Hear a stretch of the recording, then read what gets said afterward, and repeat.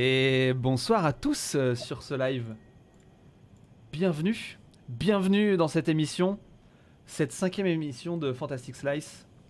Bienvenue sur Kokobi Island, ou Kokobea, ou l'île de Kokobea, comme vous voulez. Je sais pas pourquoi on anglicise absolument tout, mais c'est ainsi.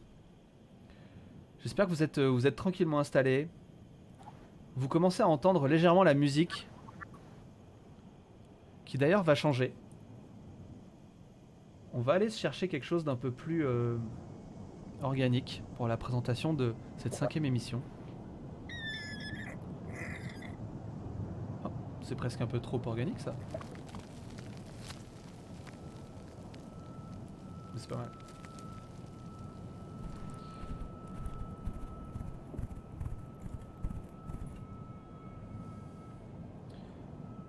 Bienvenue donc dans Fantastic Slice, qui signifiera des tranches de fantastique, comme si le fantastique était du fromage, dans lequel nous aurions tranché des portions individuelles, savoureuses et généreuses.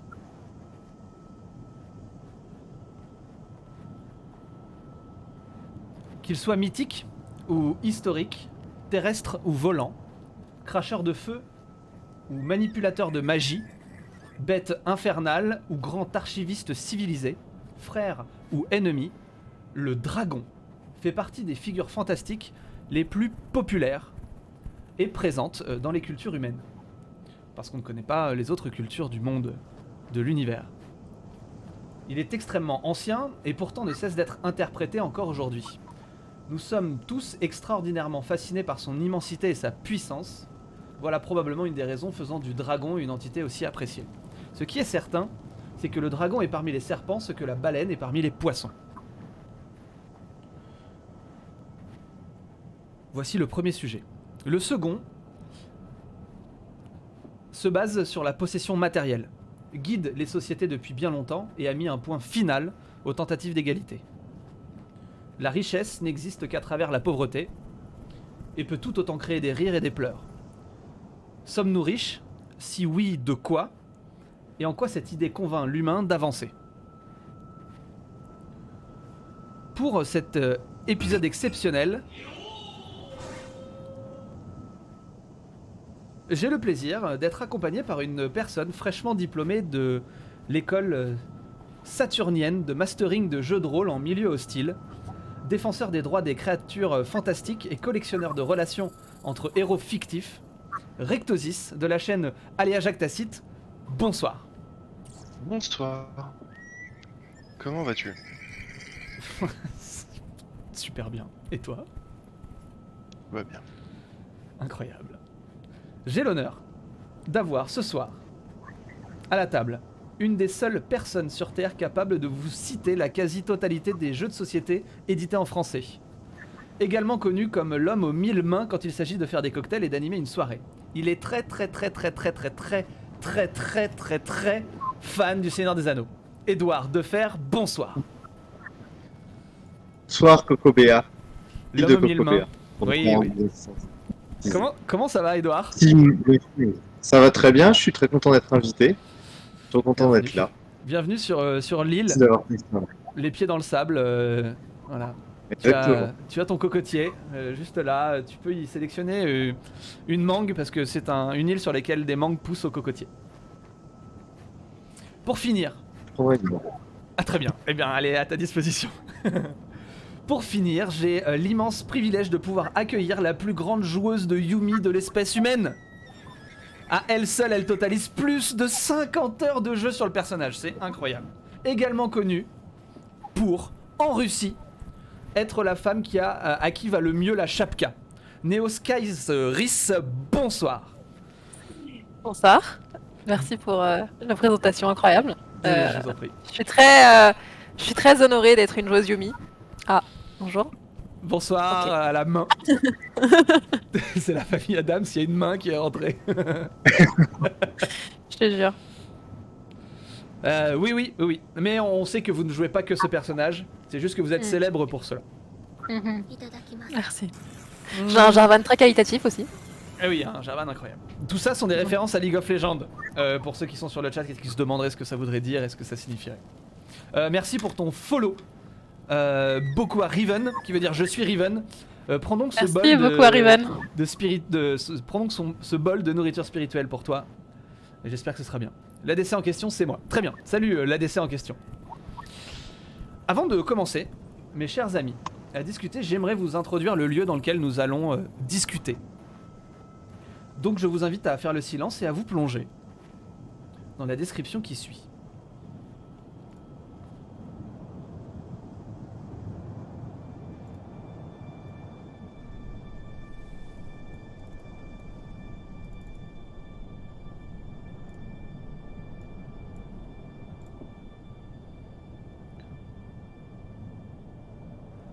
Le ciel est jaune et orange, sans nuages. Seul un soleil blanc, omniprésent, montre son visage. Vous marchez, nez couvert, entre d'épaisses volutes de poussière. Chacun de vos pas fait craquer le sol aride, desséché, du désert dans lequel vous errez à la recherche d'eau. Vous savez que le monde dans lequel vous êtes fut dévasté par un être surpuissant. Son feu, inouï et merveilleux, brûla la terre. Vous êtes au centre d'une ancienne ville qui n'est plus qu'un cratère de poussière.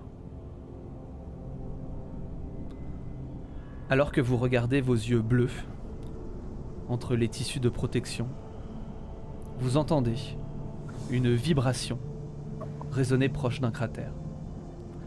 Une odeur de soufre s'en échappe, portée par le souffle du vent.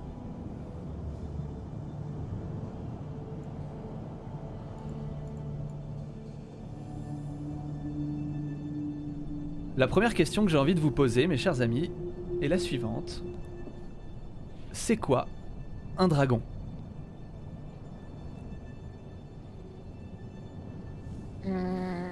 Moi, pour moi, quand je pense au dragon, c'est typiquement une espèce de gros serpent qui vole, mais avec des ailes et des pattes crochues. C'est ça, obligatoirement. Et potentiellement, ça crache du feu, mais pas tous les dragons. Voilà. Pour moi, un dragon, mais c'est que mon avis, plein d'interprétations, et moi j'aime bien l'interprétation du dragon qui le présente en une bête certes qui est supérieure physiquement à tout ce qu'on connaît, et au final c'est quelque chose de surhumain en savoir, en connaissance, en intelligence, toutes ces choses-là. Et j'aime à penser, même si c'est faux, que finalement la représentation majestueuse, énorme qu'on en fait, c'est juste pour représenter le fait que supérieur en tout point intellectuellement à un humain, ce serait un humain tellement fort qu'on le fait énorme, très fort et cracheur de feu. Rectosis ? Alors, pour moi, le dragon, c'est le sommet du monde de la fantasy. C'est ce qui fait la différence entre la divinité et le monde matériel. C'est-à-dire que si tu venais à être plus fort que le dragon, sauf par un exploit à la Saint-Georges, tu es déjà dans le stade de la divinité dans la fantasy. C'est ce qui se place justement au plus haut et c'est ce qui fait justement la capacité de le vaincre un exploit. Que ce soit... Mais d'ailleurs, c'est aussi le cas, tu cites Saint-Georges, c'est aussi le cas dans l'histoire. On a tendance à voir le dragon comme étant la bête un peu ultime que l'on place dans des endroits pour montrer qu'il ne faut absolument pas y aller. Bien au-delà de la sorcière, du vampire. C'est une créature beaucoup plus difficile à vaincre. Seul un élu divin en est capable. Un peu le Donc, point Godwin du fantasy, au fond. Ouais, c'est vrai que quand tu dis dragon, on peut plus dire Ouais, rien t'es après. pas Quoi. au-dessus, quoi. Ouais. Bah, depuis on a rajouté des choses comme des... Bah, par exemple la liche a une place très puissante en elle-même. Puisque justement elle aussi elle a gagné cet aspect, c'est-à-dire que c'est l'exemple du mort-vivant en fait qui défie les dieux, qui est un humain qui a surpassé sa condition humaine d'une certaine manière. Mais effectivement, le dragon, qu'il soit bénéfique ou maléfique, c'est rarement le truc qu'un jeune aventurier va sortir son épée et se dire celui-là je peux me le faire. Non, il va se faire défoncer et fermer sa gueule. Ouais, Et comme une liche. Hein. Finalement, on le voit tous, enfin, c'est un peu une question, on le voit tous d'un point de vue un peu plutôt négatif, ou vous le voyez plutôt comme quelque chose de positif, hein, vraiment quelque chose de bienfaisant, ou 100% de malfaisant?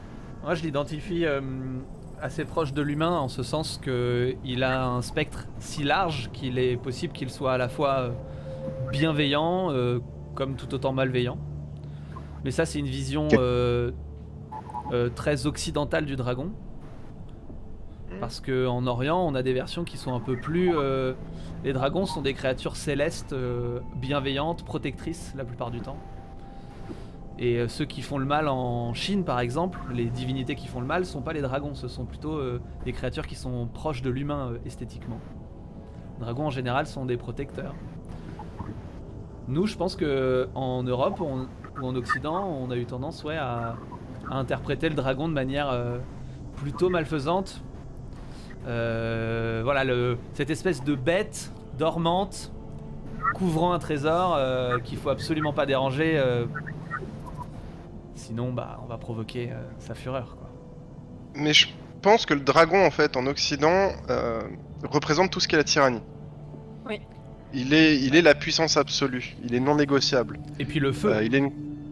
Le feu, c'est une vision de la tyrannie un peu. Il y a un truc proche, quoi. Outre même le feu, il possède toute la richesse dans son antre. Il possède aussi tout l'art, souvent le savoir qui va avec. Il Ouais, possède la noblesse, et d'ailleurs, pour confirmer sa noblesse, va voler la princesse du pays d'à côté. Il impose son droit et ne te demande jamais ton avis. Il ruine ton pays sous sa volonté sans jamais que tu puisses t'y opposer. C'est l'incarnation d'un tyran en Occident. Là où, effectivement, bon, alors t'as quelques dragons mauvais de ce que je connais en tout cas en Orient. Mais par exemple, si tu prends le dragon bleu, qui déjà du coup est un dragon azur, dont l'élément est le bois, et qui est symbole d'une des directions cardinales, avec les 4 autres animaux, si tu vas, il me semble que je crois que je suis même pas sûr que quoi, c'est le Shijin, c'est de l'astrologie chinoise, c'est du Feng Shui. Ah d'accord, ok. Et Dragon bleu, donc- c'est le bois. c'est le bois, étonnamment, Ouais, alors c'est que le la tortue serpent noir, c'est l'eau. Ok, ok. Ne demande pas. Mais... Le dragon blanc, Ouais. le tigre blanc, c'est le métal. D'accord. What? Ok. Ouais. C'est intéressant. Et ouais. Mais t'as quelques dragons maléfiques, effectivement. Bah, par exemple, j'arrive jamais à prononcer son nom entier, mais Orochi, qui est le dragon à 7 têtes que Susanoo tue, est un dragon. Mais néanmoins, t'as effectivement ce symbole bénéfique en fait, et je pense que c'est la fusion de ces deux cultures qui donne la culture moderne du dragon qu'on a aujourd'hui, qui est effectivement tout le panel de choses que tu mentionnes. Par exemple, dans D&D, maintenant, on a la symbolique en fait du dragon chromatique et du dragon métallique, donc du bon et du mal. L'un étant gardé par Tiamat et l'autre étant gardé par Bahamut, et qui crée justement ce rapport et ce spectre de dégradation entre ces deux extrêmes. Ouais, entre la bête et, je le disais au tout début, l'image potentielle d'un grand archiviste, voire d'un grand archimage, quoi. Dans la tentative de définition qu'on fait, on peut se mettre d'accord pour dire qu'un dragon, déjà, ça a des écailles, ça vole, avec ou sans ailes, ça crache, ça a un souffle, alors qui est pas forcément un souffle de feu, ça peut être apparemment un souffle de bois, mais ça a un souffle. Qu'est-ce qu'on peut dire d'autre physiquement dans le dragon? De grandes dents. Ouais, des grandes dents. C'est menaçant, assez menaçant pour le coup. Ouais. En général, ils ont une espèce de crête qui va le long du corps. Oui, J'en connais très peu qui l'ont pas. Ouais, c'est vrai. qui part du haut de la tête et qui descend jusqu'au bout de la queue, ouais. ouais. C'est ça, un peu de Ouais. manière dinosaure. Ouais. Est-ce que... il y a quelque chose... moi, j'ai remarqué un truc dans l'histoire aussi. Ce qui a fait naître un peu le dragon, c'est l'œil, son regard, qui rappelle le regard du serpent. Donc on peut dire que le dragon a toujours un œil de serpent, donc assez... effrayant, si on peut dire. Mhm. Il est grand. En règle générale, il est gigantesque. La Ouais. plupart du temps. Après, il y a des dragonnets, etc. Avec les univers de fantasy qu'on connaît. On a vu des petits dragonnets volants, très mignons, à faire cuire à la broche et tout, mais... En vrai, je serais curieux du goût, moi. Parce qu'une créature qui crache du feu, la chair, elle doit être particulière. C'est vrai. Cuit de l'intérieur, c'est pas mal. Putain, Une bonne charpente. j'aimerais beaucoup théoriser ça. C'est vrai. Ça Ça m'intrigue va. de théoriser ça. Pizza au feu de dragon. Ouais, c'est ça, N'existe pizza pas. au feu de dragon. Par contre, humain au feu de dragon, on en a vu dans pas mal de... Ouais, on a vu dans des. Bon, bah je pense qu'on a à peu près défini ce que pouvait être un dragon, grossièrement quoi. Et du coup, est-ce qu'on pourrait essayer d'essayer de citer les différents dragons qu'on peut connaître dans les cultures? Que ce soit, voilà, là on a cité les deux grandes opposées, c'est-à-dire la bête draconique enfermée dans la montagne, et on a cité la bête un peu magicienne. Mais il y a quoi comme autre type de dragon qu'on peut Il y connaître? a aussi le dragon. Enfin, je sais pas si ça rentre dans le cadre de ce que tu viens de me demander, mais le dragon manipulateur, la bête un peu manipulatrice qui va essayer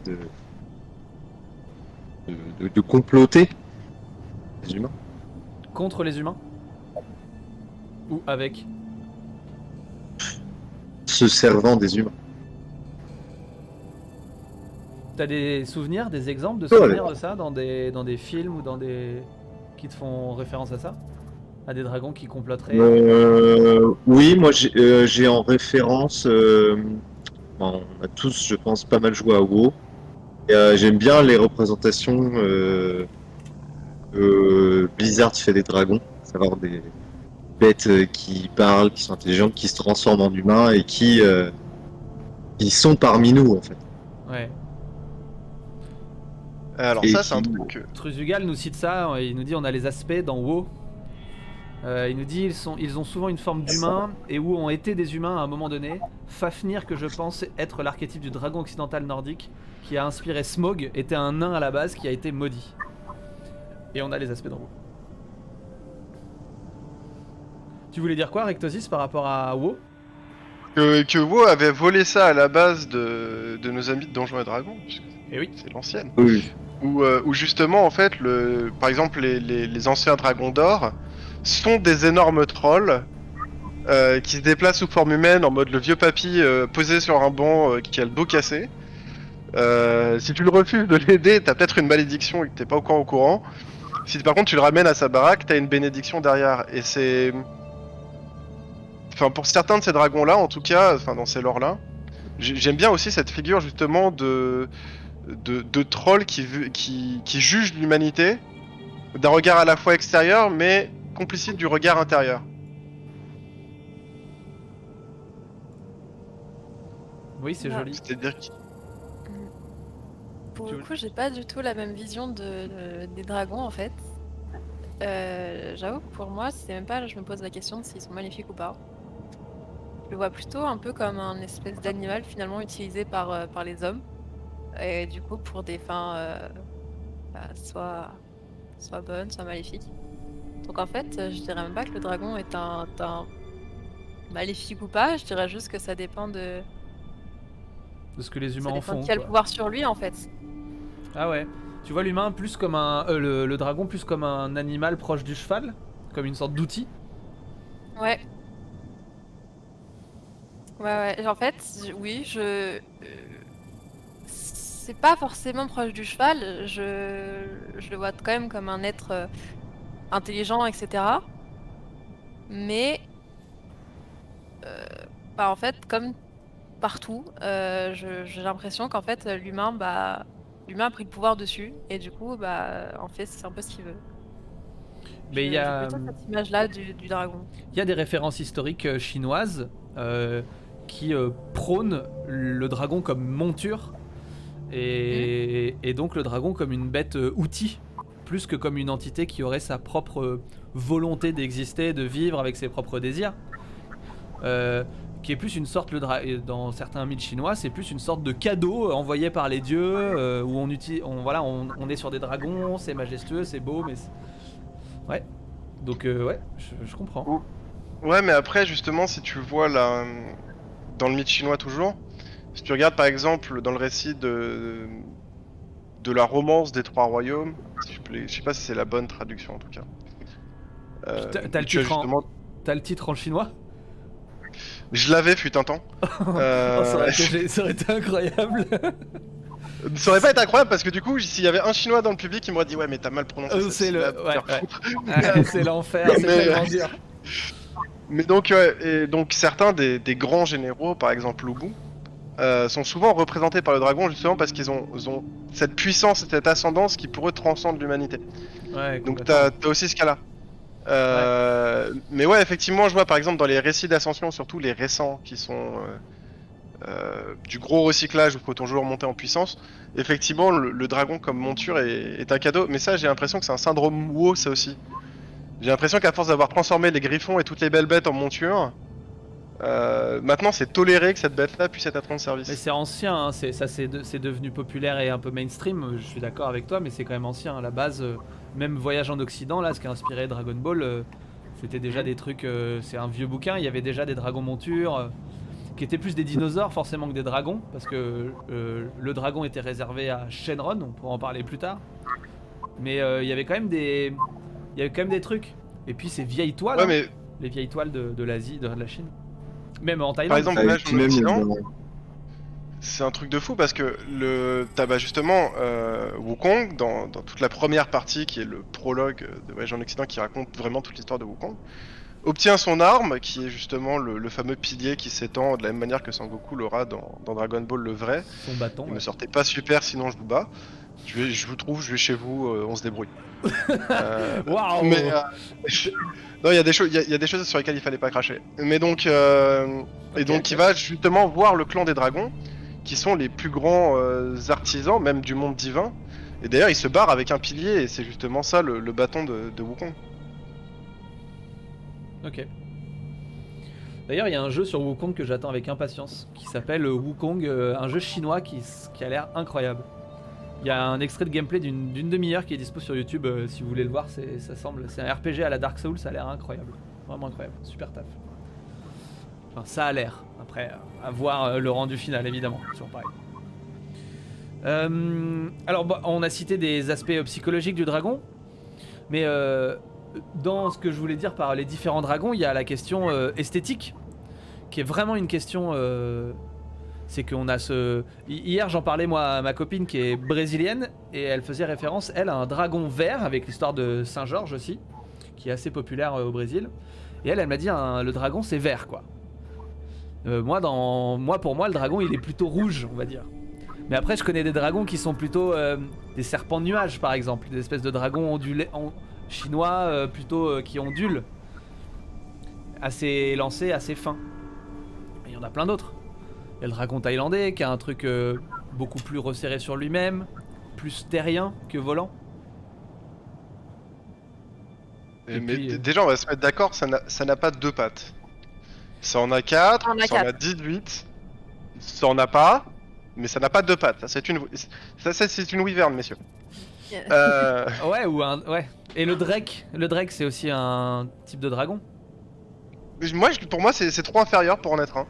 Ah ouais, c'est une espèce de bête un peu. Pour moi, c'est ceux qui ont justement raté leur vie pour devenir dragon et qui du coup sont avec deux pattes, les pauvres. Salut Xiclu. Salut. Bienvenue dans cette émission. Xiclu qui est abonné. Il faut que je fasse des petits emojis et des trucs pour les abonnés, ce sera plus cool. Bon, j'ai envie de vous poser la question fatidique, les amis. C'est quoi votre dragon préféré là? Donnez-moi votre dragon préféré. On veut savoir. Il y a même pas à chercher. J'ai pas Bah, réfléchi du à la coup, question. j'en parlerai un peu plus tard, je pense. Mais moi, c'est clairement dans les chroniques du monde émergé. Le dragon Ok. principal est juste. Enfin, c'est le dragon qui va tout sauver en fait. Donc, moi, j'ai pas de dragon préféré à part celui-là qui est incroyable. Genre, il est beau. En plus, il est hyper grand. Il est marron avec des écailles super dures. Il est invincible avec des grosses dents. Allez. Incroyable. Ah, il Mais semble je suis bien pas- chaud ce dragon. Edouard? J'avais pas réfléchi à cette question, mais je pense que je vais refaire une référence vidéoludique. Cette fois, c'était dans. Je sais pas si vous avez tous joué, mais que oui, à Skyrim. Un peu, ouais. Le jeu tourne autour clairement des dragons. Ouais. J'ai trouvé ça très cool parce que là, pour le coup, ça a une approche où les dragons, c'est des bêtes féroces, sauvages, méchantes. Et on rencontre à un moment un dragon qui s'appelle Parturnax et qui est très stylé parce que c'est le seul dragon qui va t'aider et qui passe qui a lutté un peu contre son côté sombre pour rester méchant vraiment, mais tout en étant conscience que il a la méchanceté en lui. Et je trouvais le personnage, qu'il soit dragon ou il aurait pu autre chose, bah assez cool. Ok. Du coup, ce perso est très stylé dans le jeu en vrai, il y a des belles cinématiques et tout. Physiquement, il est très imposant, c'est très très stylé. Perturnax. Et quand tu le découvres, c'est incroyable. Exactement, quand tu le découvres, il y a une mise en scène, c'est scripté de façon. T'arrives tout en haut d'une montagne et t'as mis 1000 ans à gravir, c'est trop classe. Ouais. C'est trop classe. Tu vas voir des barbus en te disant c'est des barbus, et là. Exactement, ouais. Ah, ça Mais donnerait bon, presque les envie dragons. de... De dépenser 4€ sur Steam, c'est ça. Ah oui, Skyrim coûte 4€. Ah, non, ouais. je pense maintenant, Ah ouais. pas coûter très cher. Ouais, si je devais en citer un, je dirais celui-là.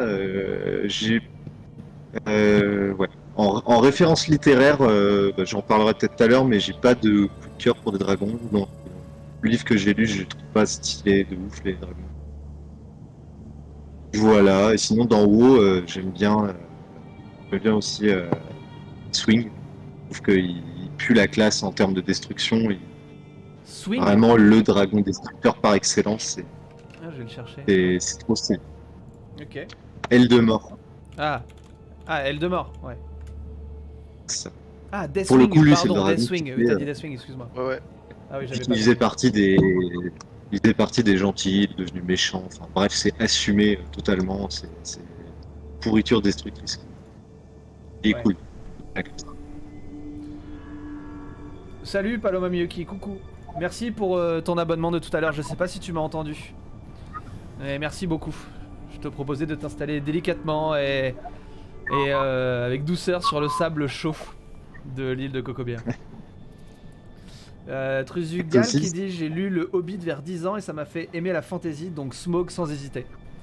Ouais, écoute, je réponds avant toi Rectosis pour répondre à Truzugal, mais moi aussi. Smaug est ma référence ultime et je vais peut-être vous décevoir, mais pour moi c'est la version de Peter Jackson dans le film que je trouve fabuleuse.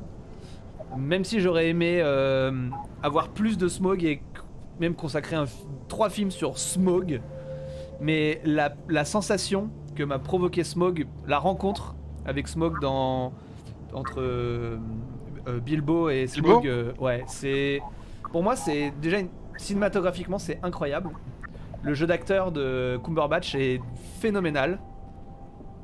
Et puis Smaug, physiquement, ce qu'il inspire en termes de puissance, pour moi c'est le summum de ce que peut être un dragon. En termes de puissance et d'instinct destructeur et d'intelligence et de richesse et de savoir, et ça allie, c'est proche de l'alien pour moi. Ce dragon là, Smaug, il est proche de l'alien en mode il est là pour il fait, enfin ce qu'il est, c'est ça qu'il, ce qu'il fait, il y a rien d'autre qui peut le faire aussi bien que lui quoi. Une espèce de truc, une espèce d'aboutissement du dragon pour moi. Mais bon, Ouais, c'est vrai, je suis assez d'accord. Smaug est incroyable. Non, sur le point de vue vidéoludique, je suis absolument d'accord. Le Smaug est une représentation. D'ailleurs, est-ce que t'as vu la motion capture de Cumberbatch? Ouais, mais je l'ai regardé en boucle, mec, regardez ça comme une vidéo, comme un Vine, quoi. Tellement, ah ouais, je suis tombé amoureux de ça. Incroyable. Et sinon, si ce n'était Smaug, moi c'est une référence de lore. Donc, du coup, j'invite ceux que ça intéresse de le lire. C'est le lore des dragons de bronze dans Donjons et Dragons, qui sont des dragons que je trouve extraordinairement drôles. En fait, tu ne le sais pas, mais là où tu es, ça leur appartient, et ils vont le défendre jusqu'à la mort contre tout ce qui est mauvais. Ce sont des gardiens qui pensent qu'ils ont tout droit sur toi, même s'ils n'agiront jamais dans ce sens-là, mais qui, par essence, en fait, oui, en fait, quand ils vont t'aider, ils pensent qu'ils sont en train d'aider un vassal. Parce que t'as jamais eu ce rapport avec lui, t'as jamais eu ce contrat avec lui, personne n'est au courant. Le mec est juste chez toi, et pour lui, c'est chez lui. Ok. Et dans leur soif de trésors, puisque c'est aussi des dragons qui sont légèrement aquatiques, ils font un truc qui me fait vachement marrant, et que je trouve vachement marrant, c'est qu'ils vont couler les bateaux pirates pour les récupérer le loot au sol. Et donc du coup ça fait des énormes fonds marins plein d'or que les humains ne pourront jamais récupérer. Ok, ok. Donc ça, c'est toi, c'est ton dragon préféré, enfin ta version du dragon préféré. C'est ça, c'est en termes de personnalité et d'attitude, c'est un truc qui me fait extraordinairement marrer. C'est en fait le gars qui vient chez toi qui dit mais en fait c'est chez moi, ah bah il y a des cambrioleurs, c'est pas grave, 2 secondes, il va les sortir pour toi, il va dire bon maintenant c'est bon tout va bien, alors attends je vais retourner chez le voisin, il va aller chez le voisin, alors maintenant c'est chez moi. Et t'as jamais un rapport de force ou d'imposition entre la créature et toi, mais elle va systématiquement exercer son pouvoir comme si effectivement c'est son droit. Truzu qui dit et surtout il est caractérisé par sa cupidité qui est complètement irrationnelle en parlant de Smog. C'est vrai que c'est assez impressionnant avec Smog ce phénomène, c'est que c'est paradoxal en fait qu'une telle intelligence soit autant avare en fait quoi. Ouais, c'est un truc un peu absurde quoi. Et en même temps c'est ce qui le caractérise et c'est ce qui le rend fascinant. Vraiment, le reflet de l'or dans les yeux de Smog, avec ce paradoxe-là, lui donne une saveur unique, quoi. Parce que du coup, il y a... Et puis quand il est couvert là d'or et qu'il hurle, c'est fou. C'est fou, c'est fou. Je sais pas, moi le moment où je me dis vraiment ça c'est Smoke, c'est la descente sur la ville. Ouais. Avec les 3 phrases. T'as juste l'odeur du vent et une belle voix grave qui descend. Pour te dire qu'il est la mort et la destruction qui va tomber sur cette ville et qu'il est inévitable. Ouais, c'est grandiose, ouais. Ouais, je déteste la trilogie, hein, mais j'aime Smoke. Ouais, je partage, voilà. Moi, j'aime pas beaucoup du tout la trilogie non plus. Enfin, il y a quelques petites choses que j'aime bien et beaucoup d'autres que je n'aime pas du tout, mais ouais. Mais Smog. Mais Smog, quoi. Du coup, maintenant qu'on a cité un petit peu tout ça, que vous avez donné votre dragon préféré, pour vous, c'est quoi l'aspect le plus fascinant du dragon, avec tout ce qu'on a pu en définir pour l'instant? C'est quoi qui... Alors, c'est pas juste l'aspect fascinant comme ça, c'est en quoi le dragon est ce qu'il est aujourd'hui en termes de culture populaire, quoi. C'est quoi ce qui l'a rendu aussi incroyable? Enfin, aimé, quoi.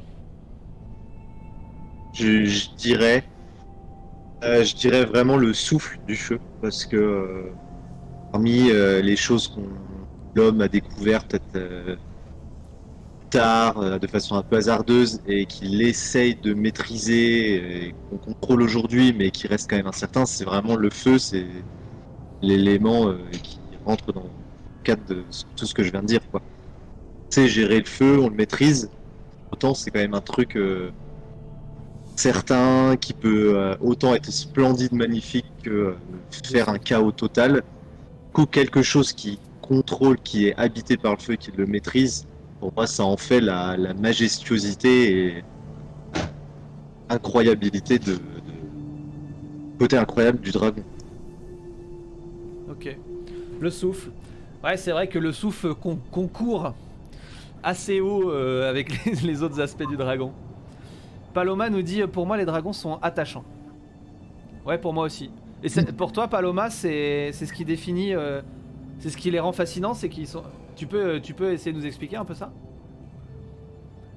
Toi Néo, ce serait quoi pour toi l'aspect le plus fascinant des dragons? Bah en fait, moi je les vois quand même comme des créatures assez loyales. Donc c'est la première chose qui me vient à l'esprit. Et puis surtout, bah, leur taille est super imposante. On a l'impression que c'est des êtres qui sont infaillibles en fait.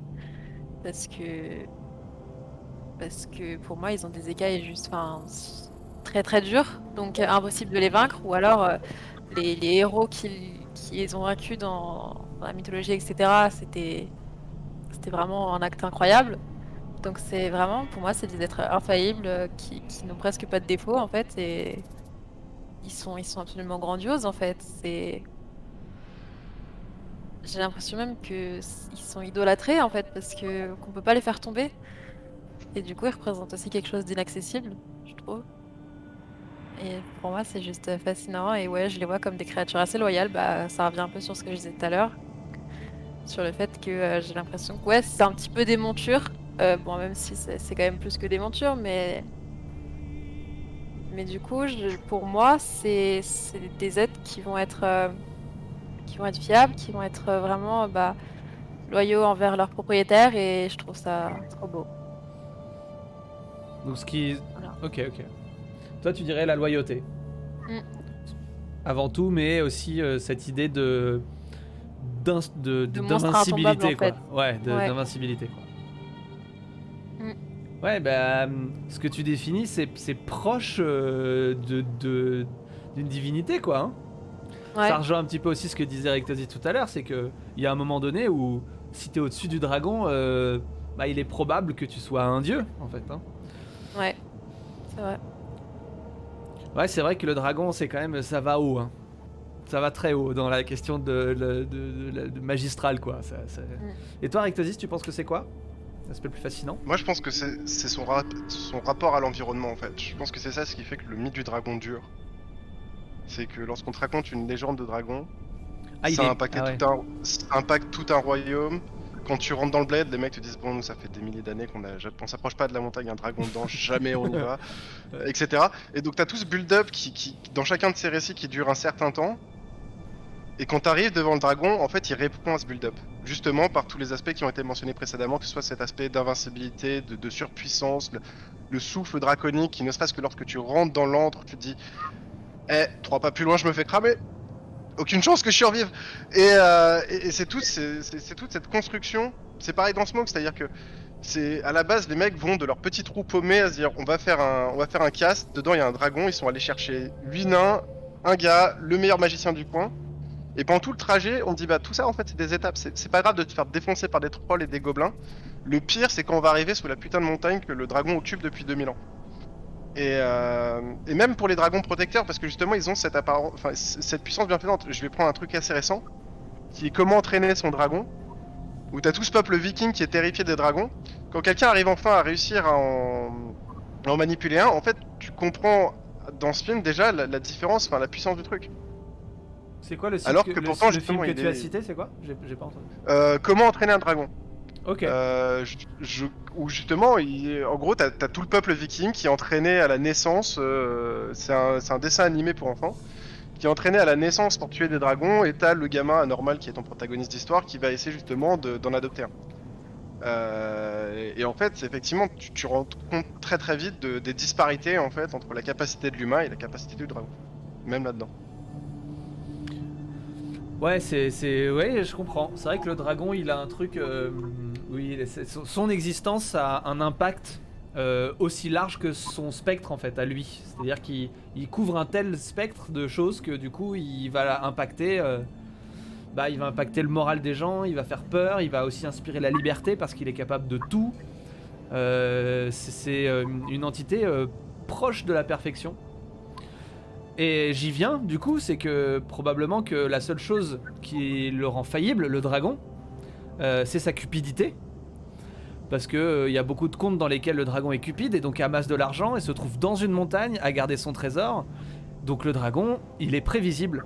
C'est facile de l'appâter et donc d'une certaine manière, il est manipulable. Et donc on peut constituer des groupes d'aventuriers suffisamment impressionnants pour aller tenter de le déloger, voire même de le pourfendre. Et donc, d'après vous, est-ce que le dragon est vraiment avare? Et pourquoi?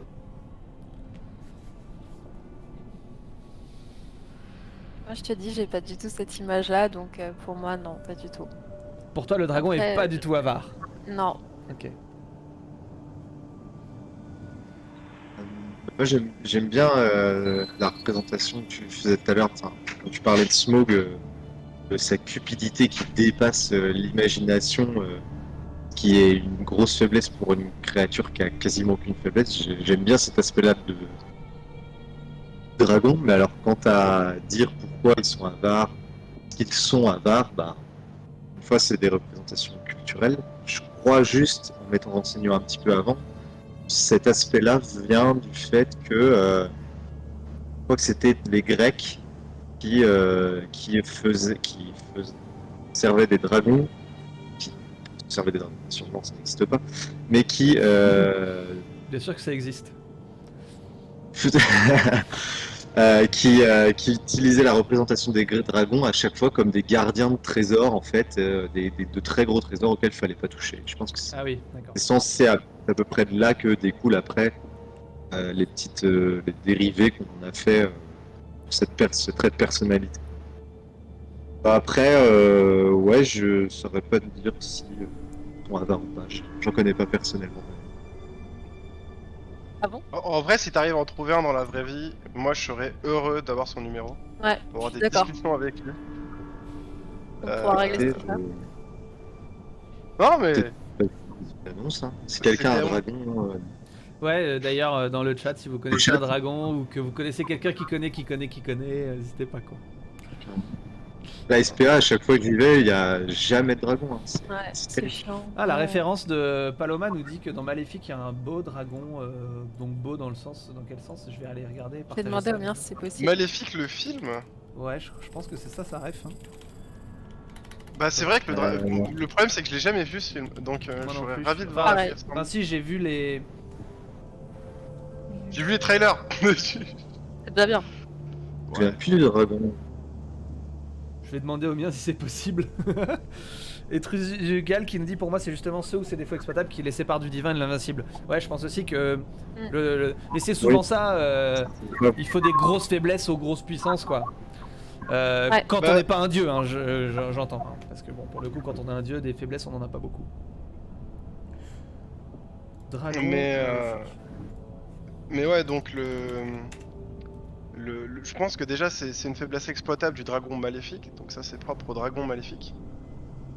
Et je pense que en fait c'est encore une fois, c'est ce que je disais plus tôt, je pense avec vous en off, qui est en fait un trait de son absolutisme. C'est-à-dire que outre le fait qu'il doit posséder toute la richesse, déjà ça c'est son droit, le fait que tu viennes prendre sur sa part et donc sa liberté et sa propriété, quelque chose qui de son point de vue ne te revient pas, il doit alors exercer sa justice. Le problème de la justice du dragon maléfique, c'est souvent ta mort. Les dragons de Donjons et Dragons sont un peu mieux, dans le sens où on autorise l'esclavage, à peu près. Et de temps en temps, si t'es cool, t'es juste un serviteur. Mais donc voilà, c'est ce rapport de puissance qui va s'imposer à toi et qui fait que si tu prends ne serait-ce qu'une pièce du dragon, tu as suffisamment entaché son honneur pour qu'il doive prendre action en fait. Pour que ce soit un devoir pour lui. Arlwena nous dit si vous connaissez un vampire, moi je suis preneur. J'en connais un, j'en suis un. Mais essaye de pas trop le dire, parce que c'est relou. Sinon, notre bailleur doit être un dragon, vu la cupidité du type. Ah, c'est une référence IRL au loufoque. Dis pas ça, après ça va sur YouTube, il va... Mais ça, c'est quelque chose qui me fait rire, à un tel point justement que j'en suis arrivé à en ce moment développer un one-shot Donjons et Dragons que je jouerai sûrement d'ici 1 ou 2 semaines, enfin que je pourrais jouer d'ici 1 ou 2 semaines, dans laquelle tu as un dragon fiscaliste qui du coup a pris la fiscalité pour justement défiscaliser un maximum et ne jamais payer d'impôts. Super. C'est un petit truc marrant, enfin qui moi me font rire. Tu vois, quand même, ça en jette un dragon. Enfin, c'est majestueux, quoi. Ah, c'est magnifique, ouais. C'est beau. Ouais, il y a une forme de... Puis il vole, quoi. Toutes ces images, en plus, on met toujours le dragon sur un piédestal. C'est très rare, voire quasiment inexistant, de voir un dragon crash-poussière, quoi. C'est toujours... Il apparaît toujours de la même manière, c'est-à-dire dans un contre-jour, comme dans Game of Thrones par exemple, Avec dans les des grandes contre-jours ailes, avec les grandes ailes, ça fait du bruit, les personnages ils sont genre... What? Il grogne. Et voilà, c'est toujours très grandiloquent. Ouais.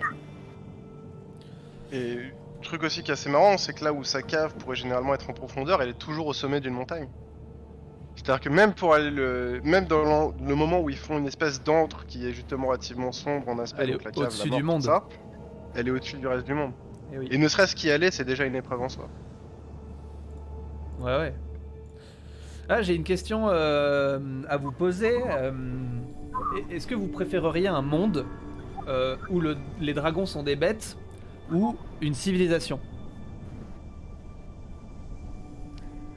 À savoir que si dans le cas où c'est une civilisation humaine et une civilisation de dragons, enfin il y a les deux en même temps. Donc ça veut dire que vous avez un prédateur naturel. Alors moi je connais la fin de l'histoire selon Donjons et Dragons toujours, puisque c'est là. Les dragons dominent le monde, ils créent une espèce d'esclaves qui s'appelle les Drakeïdes que vous pouvez incarner en tant que joueur. Et c'est pas fun du tout à vivre. Les gars se sont barrés de leur plan pour débarquer chez nous. Donc non, dans l'interprétation de fantasy où justement il est absolu, c'est pas fun.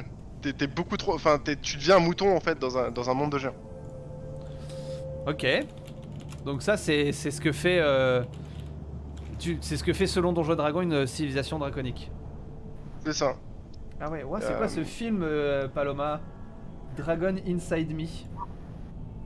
Ah oui, c'est un dragon C'est quoi ce film? Ça me dit un truc mais je pense que je l'ai pas vu. Néo, tu préférerais quoi? Un monde où le dragon reste une bête un peu, genre loin de l'humanité, ou au contraire tout l'opposé, c'est-à-dire Moi, j'avoue que du coup, je vois plutôt un monde où en fait, donc t'as la civilisation humaine et puis un dragon qui préfère rester assez loin de nous parce que presque il nous craint, sauf qu'on le craint aussi. Donc chacun reste dans son coin en fait, finalement. donc tu préfères qu'il reste une bête? Oui. Enfin, Parce c'est que- pas que je préfère, c'est que je vois plus dans ma logique et je vois plus ça comme ça en fait. Ok. Je verrais pas de civilisation de dragon en fait. Ok, très bien. Et toi, Edouard? J'avoue. Tu voulais dire autre chose, moi, Néo? Non. Pardon.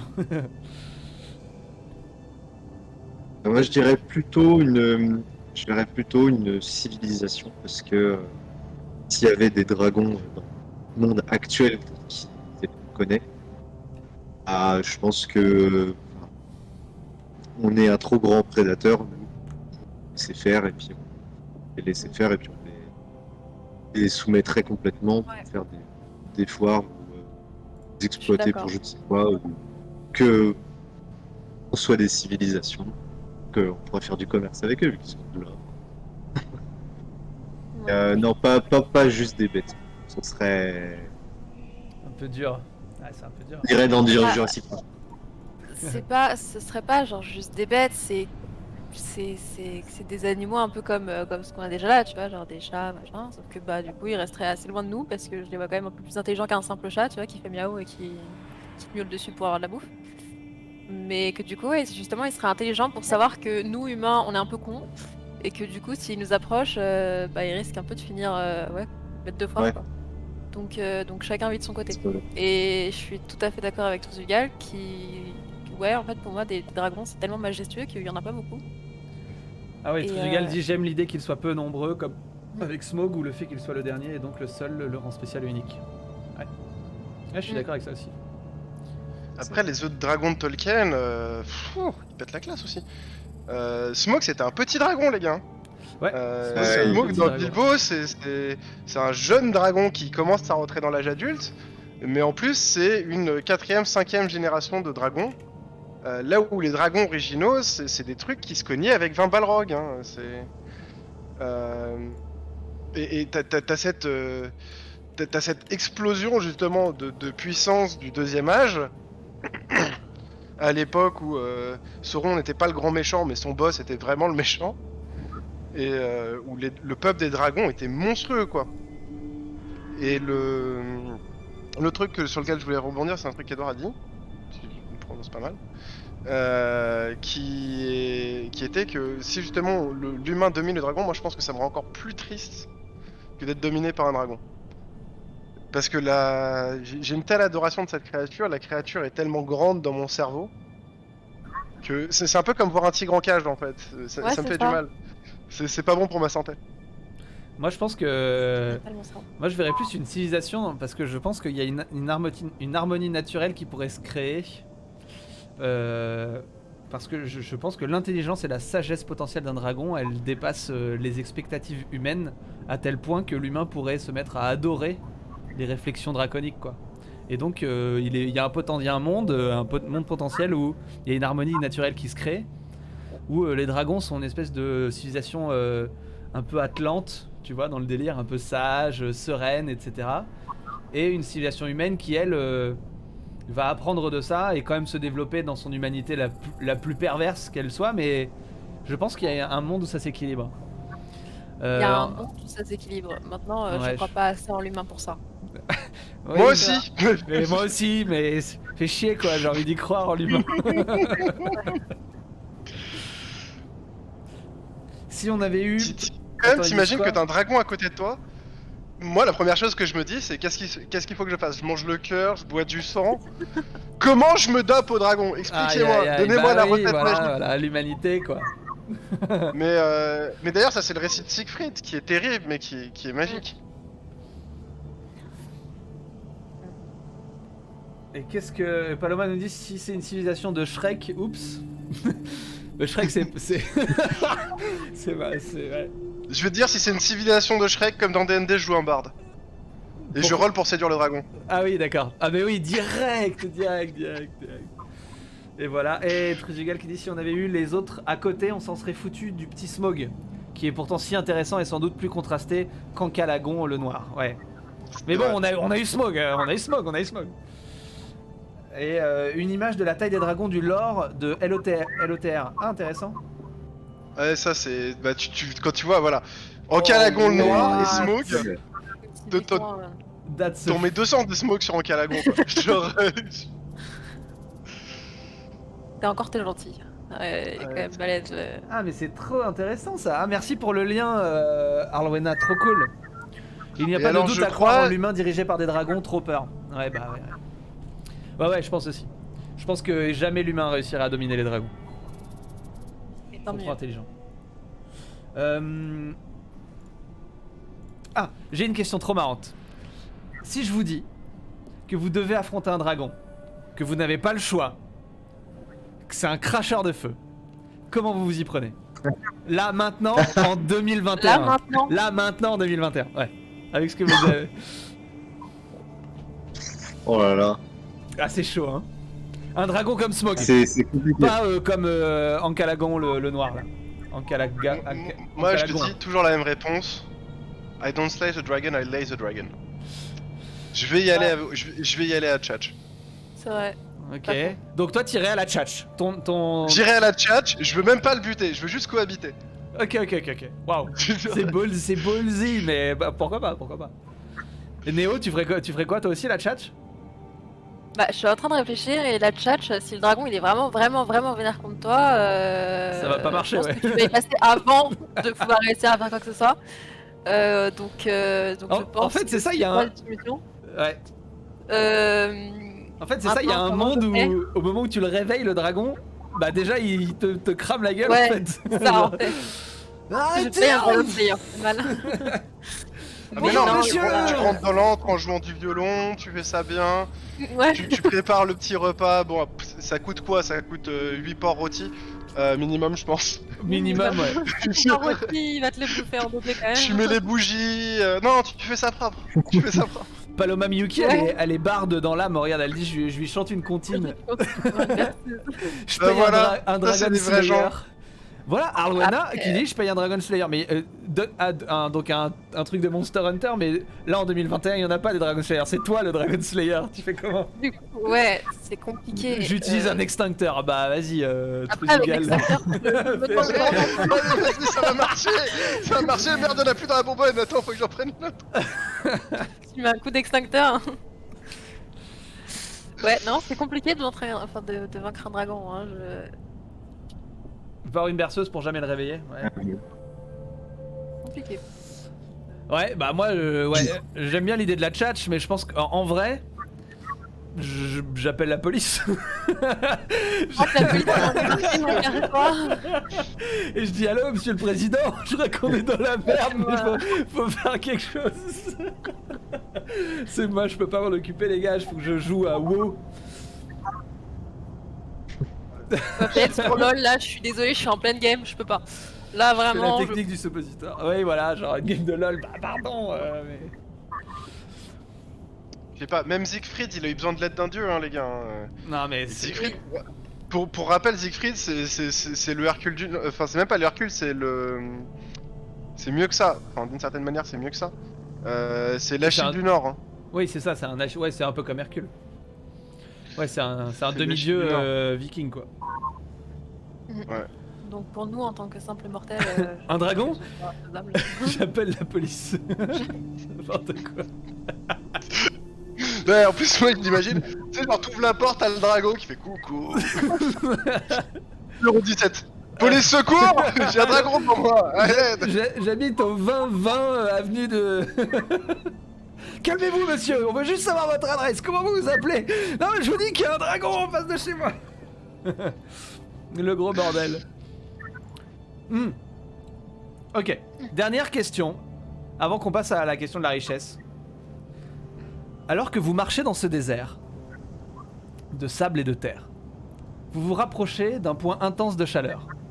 Un battement cardiaque puissant semble résonner dans le cratère.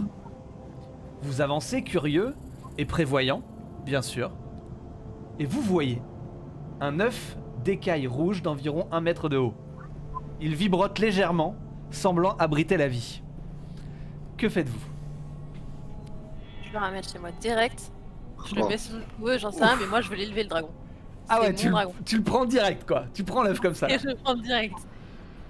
Ah, moi aussi, j'ai assez joué à Pokémon pour savoir qu'il faut le ramener et qu'il me considère comme sa maman, que je sois le premier qui voit quand. Exactement, voilà, je suis d'accord. Waouh. Alors, moi, juste dans le doute de pas me prendre le dragon derrière, je vais rester au moins un jour pour vérifier que maman est pas dans le coin. Ça c'est malin hein. Parce que je suis au milieu d'un désert. Donc, du coup, je me dis que. À coup d'aile de dragon versus mes petites pattes, je suis à peu près qui gagne la course. Je Donc, je m'avancerai pas trop non j'attends plus. un petit peu, je me pose, je fais mon campement. Je ne touche pas là, je m'en approche vraiment, je mets le périmètre avant pour que si jamais maman revient, y a pas de problème. Le moment où je me dis ouais c'est bon, ça fait quelques temps, je me barre avec. Truzugal Donc, qui tu parles pense qu'il faut quand tout même faire péter hein. Ouais, il y en a, ils parlent d'omelette, je suis vraiment pas convaincu. Ouais. Le dragon, je suis pas convaincu. Ah mais ça c'est pareil, l'œuf de dragon, quel goût ça. Ouais, c'est vrai. Mais est-ce qu'un œuf de dragon, c'est comme les poules et on peut en pondre un œuf sans que. Infertile. Ouais. Bah ça c'est par exemple dans l'univers des dragons. Ne regardez jamais le film, ne vous brûlez pas les yeux bêtement. Non, ne faites jamais ça. Ne faites jamais ça. Mais dans l'univers des dragons, je sais pas que donnent les derniers tomes, mais en tout cas dans les premiers tomes, c'était inclus justement qu'il y avait une partie d'œufs fertiles et d'œufs infertiles. À la manière des poules. Paloma, elle est pas convaincue sur le fait d'adopter un dragon. Ouais, Paloma dommage. dit je ne veux pas être la maman d'un dragon. C'est Bah dommage. moi franchement, Faire tes meilleures balades avec un dragon. ça me ferait bien Déjà. délirer hein. Bah ouais. J'aimerais bien. Moi, franchement, si tu me dis quelle figure fantastique liée au dragon, non, quelle star fantastique liée au dragon tu voudrais être, moi je veux bien être Daenerys, tu vois. Oh, franchement, c'est la classe. C'est la classe. Moi Daenerys c'est vraiment une haine. Ah, ouais, j'aime bien Daenerys. Je sais pas. J'aime bien. le- J'aime bien ses choix, j'aime bien son decision making à Daenerys. Ouais, très radical, ouais. C'est intéressant dans ce monde, tu vois. Non, moi je le verrais vraiment comme, pour le coup, bah, comme Daenerys, mais en mieux, c'est-à-dire que je le vois comme un membre de la famille, mais je m'en sers pas non plus d'outil de guerre, quoi. Oui. Par contre, je t'avoue que s'il peut m'amener au boulot en moins de 20 minutes en volant, je dis pas non. Mais clairement, c'est pas pour l'utiliser, c'est pas pour en faire quelque chose, un ustensile. Oh, Truzugal il m'a tué, il prend Leroy Jenkins en personnalité liée au dragon. T'as raison en plus. T'as raison, Incroyable, incroyable, trop stylé quoi. Excellent. Bon, on va Faire rater switcher. un raid dans 5 minutes. On va switcher doucement de sujet, mais il y a tellement de choses à dire. On n'a pas beaucoup parlé. On n'a pas trop parlé des jeux vidéo. On a un peu parlé de jeux de rôle. On n'a pas parlé des animes. Il y en a beaucoup. Hein. Il y en a dans Naruto, il y en a dans Shihiro. Le dragon Haku est incroyable. Dragon Ball avec Shenron. Il y a beaucoup de films aussi qui en parlent. Godzilla, c'est un exemple. Récemment, on a. Bah, ça, je le donnerai en recommandation. Enfin bon, bref, l'histoire sans fin. Tu veux du vrai récent qui me fait du mal à chaque fois, Dragon Maid. Alors que pourtant toute la communauté anime est très heureuse d'avoir ça. Ah ouais? Ça ressemble Ouais. à quoi? Ça ressemble à Chibi avec des cornes, Ah ouais, habillé non. en soubrette. Ah oui, maid comme ok, la femme. Ouais, dragon. ouais, ouais. Et ça me tue mon cœur. Alors que toute la communauté anime que j'aime tant, Mais peut-être c'est ils sont bien, hein, comme des peut-être c'est bien. fanatiques derrière. Ah ouais, Ah, Peter mais et Elliot. je laisse ouvert à tout le monde hein, pour ceux qui veulent découvrir, mais c'est pas ma cam. Grosse queue de dragon. Bon, pour entamer ce sujet de la richesse, qui est beaucoup moins fantastique, mais qui est tout autant fantasmant, pour vous, la première question que j'ai envie de poser, c'est est-ce que la richesse, elle est avant tout matérielle? C'est une bonne question. Voilà. Sans transition comme ça, crac. Non, mais la Euh. richesse matérielle aide à avoir accès à la richesse immatérielle. Ok. Je pense que on peut être d'accord avec ça assez facilement. T'allais dire quoi, Edouard? J'allais te demander en fait où tu voulais orienter le débat, parce que soit vers la richesse matérielle, soit vers la richesse pas matérielle. J'ai du Ah, mal à. C'est la question.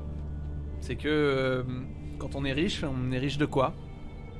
Parce qu'on a de l'argent ou parce qu'on a de l'amour, par exemple? C'est la question, quoi.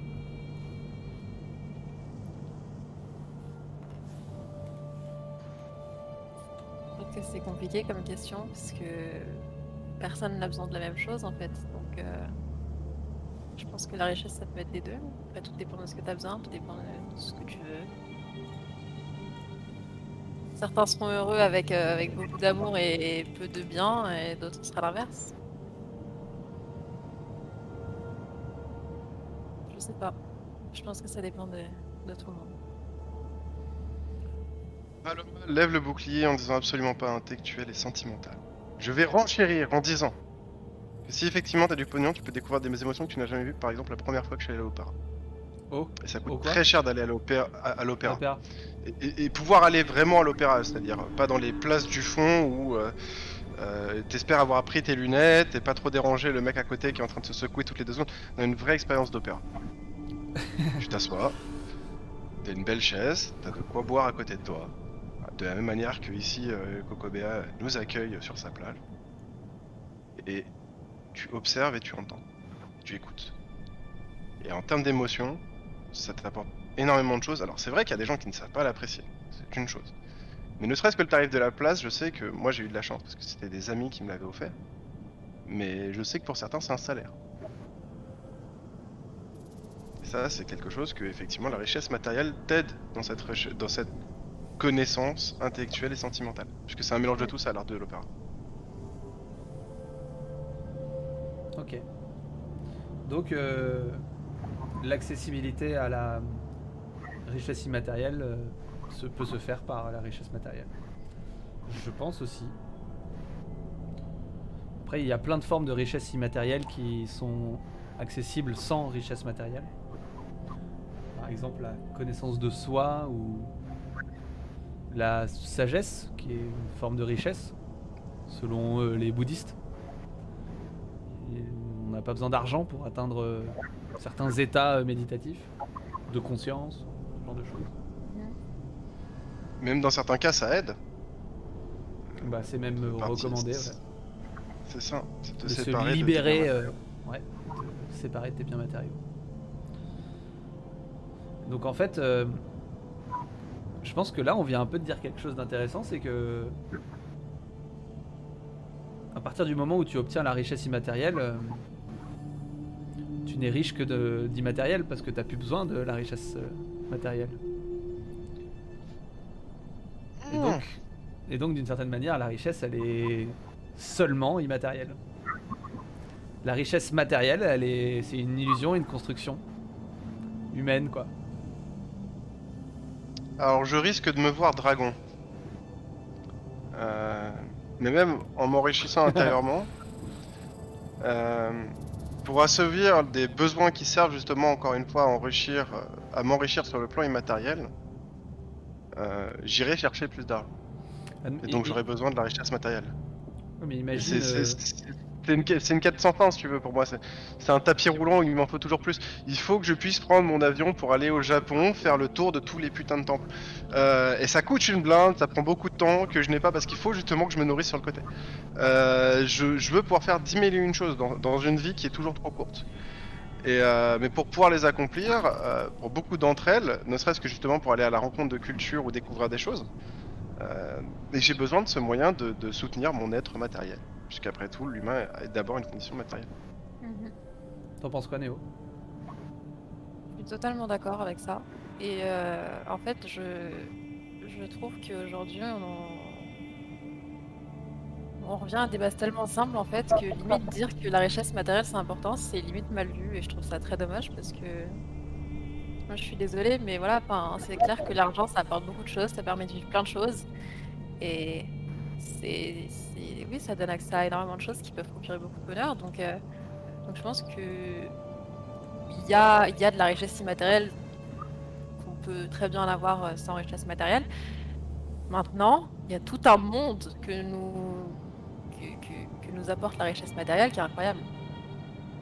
Donc c'est typiquement, ouais, voilà, voyager, rien que le fait de voyager, c'est incroyable. Je sais pas, même un truc à la con, enfin voilà, faire un saut en parachute, c'est pour certains, c'est voilà, ça leur permet enfin, c'est incroyable en fait. Il y en a certains, c'est leur passion et ça leur permet de vivre cette passion-là. Enfin, c'est comme tu vois, c'est comme l'équitation. En fait, ça permet d'accéder à plein de choses. Et je vois difficilement comment on peut s'en passer.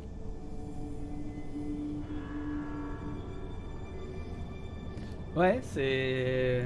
Ouais, je partage ça. Typiquement, je te disais, le seul truc qui me fait changer les idées quand ça va pas, c'est faire un tour de moto. Voilà. Donc, Et pour ça, il faut me une coûte moto. ma moto, ça me coûte mon essence, ça me coûte plein de choses. Mais j'ai pas trouvé autre chose qui me vidait la tête plus que ça. Mais ça me coûte quand même des biens matériaux. C'est normal. Edouard, je pense que t'es d'accord avec ça? Ah, pour la moto, ouais, je suis d'accord. Mais sur la richesse, je pense que personne ne sera contre le fait de dire bah, c'est bien ou c'est pas bien d'être riche. Enfin, je pense que pas de mal du tout à être riche. Pour moi, ce qui est plus sujet à débat et discutable, c'est conséquence de ton enrichissement. Que je pense pas qu'on puisse devenir riche sans que quelque chose ou quelqu'un en pâtisse, même si c'est très loin par un effet papillon. Ou ce que tu vas faire de ta richesse qui peut être néfaste, encore une fois, à je sais pas, ton environnement ou autre humains. Sur la Ouais. richesse, bien sûr que je pense qu'il y a rien de rationnel à s'opposer à la richesse. Plus aux causes de l'enrichissement et ses conséquences. Je suis pas d'accord pour le coup parce qu'aujourd'hui, en fait, aujourd'hui, l'argent c'est devenu tellement un sujet à problème. Juste le fait de dire que on est riche, tu vois, ça devient un sujet à problème et je ne comprends pas pourquoi. Oui, bah, c'est justement là où je voulais en venir, c'est que souvent, c'est mal vu d'être riche, parce que quelqu'un de riche, on sait que,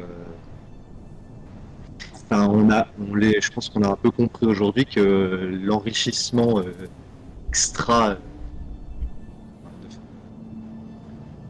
absolument énorme d'une poignée de gens contribue aussi à l'appauvrissement de plein d'autres gens. En fait. Donc c'est plus pour ça que je parlais des conséquences, en fait, des causes d'enrichissement qui sont problématiques ou discutables que la richesse. Riche ou pas riche. Je sais pas si c'est très clair. Non, si, je vois ce que tu veux dire, même si c'est quelque chose que je partage pas parce que c'est très mal la souffrance dans le monde. Hein. Attention, ceci est une platitude. Mais c'est très bien aussi. Dans le sens où je vais prendre je ne sais plus qui l'avait dit, mais je vais prendre une phrase que j'aime beaucoup, qui est tu deviens roi car il y a bénéfice à être roi. Et l'aspiration du fait qu'il y ait justement des gens qui puissent être si riches qu'ils n'arrivent plus à savoir quoi en faire. Pour moi, ça peut être une aspiration, certes très matérielle, mais si ça peut servir de motivation à pousser les autres à s'élever au-dessus de leurs conditions actuelles, c'est quelque chose qui est important pour moi. Bah, en fait, c'est typiquement comme Trudeau le dit, enfin, c'est bien vu dans d'autres pays. Par exemple, en Amérique du Nord, c'est clairement la méritocratie. Et ouais, en fait, les gens, ils sont pas là comme en France à se dire putain, lui, il est riche, franchement, ça fait chier, on devrait le taxer, machin. En fait, non, concrètement, typiquement, là-bas, l'idée, l'état d'esprit, c'est ok, il a réussi. Bah, franchement, content pour lui. Maintenant, comment moi je peux faire pour être comme lui? Et je trouve ça trop bon en fait comme mentalité. Alors du coup, c'est plus la richesse, c'est plus un appât pour simplement se situer dans une échelle sociale plus que pour la valeur de l'argent en elle-même. Alors, dire Pour que en certaines fait les personnes. gens, Oui, pour certaines personnes. Mais effectivement, ouais, pour moi, c'est un drive plus un important. fort valeur sociale. Bien sûr. Et ça motive une énorme partie de ta population justement à s'élever au-dessus ou bien à lutter pour égaliser l'échelle. Ce qui fait justement qu'on a par exemple, en France, je vais employer une expression, attention, je suis quelqu'un de très mauvais ce soir parce que je suis moralement douteux de manière générale. On fait du nivellement par le bas. Oui. Le but, c'est qu'en fait, les personnes qui ont réussi, par leur richesse, contribuent à ceux qui ont raté. La définition de réussir et rater est une définition très floue. Mais donc on va dire du coup uniquement sur le plan financier. C'est-à-dire ceux qui se sont donné les moyens, par exemple en faisant des études très très dures. Moi j'ai un ami qui est extraordinaire pour ça, qui lui est pupille de l'État, qui m'a défoncé sur les études, qui a fait l'une des meilleures écoles des États-Unis, qui aujourd'hui a un salaire à 6 chiffres mensuels. Je suis très heureux pour lui et j'espère pour lui qu'il reste aux États-Unis parce que effectivement s'il était rentré en France, tout ce travail qu'il avait fait en amont, qui lui était individuel pour le coup, et il est parti de rien, aurait été taxé à 70%, donc 70% de sa richesse, il ne l'aurait jamais vu. C'est-à-dire que pourquoi il a construit sa vie autour d'eux, parce que lui, son but était justement de se sortir de la merde, il n'en aurait vu qu'une partie des fruits. Après, il a réussi à s'exporter très très bien. Très bien. Truzugal dit je suis d'accord avec Recto et d'ailleurs prends l'exemple de l'artiste pour avoir une liberté créative il faut de l'argent et la liberté créative c'est une richesse immatérielle. Ouais Truzugal, je plus sois beaucoup avec toi, je l'ai vécu, je peux t'en parler en ayant vécu ça, il m'a été très difficile en un certain temps de pouvoir subvenir à mes besoins tout en ayant la liberté mentale de créer.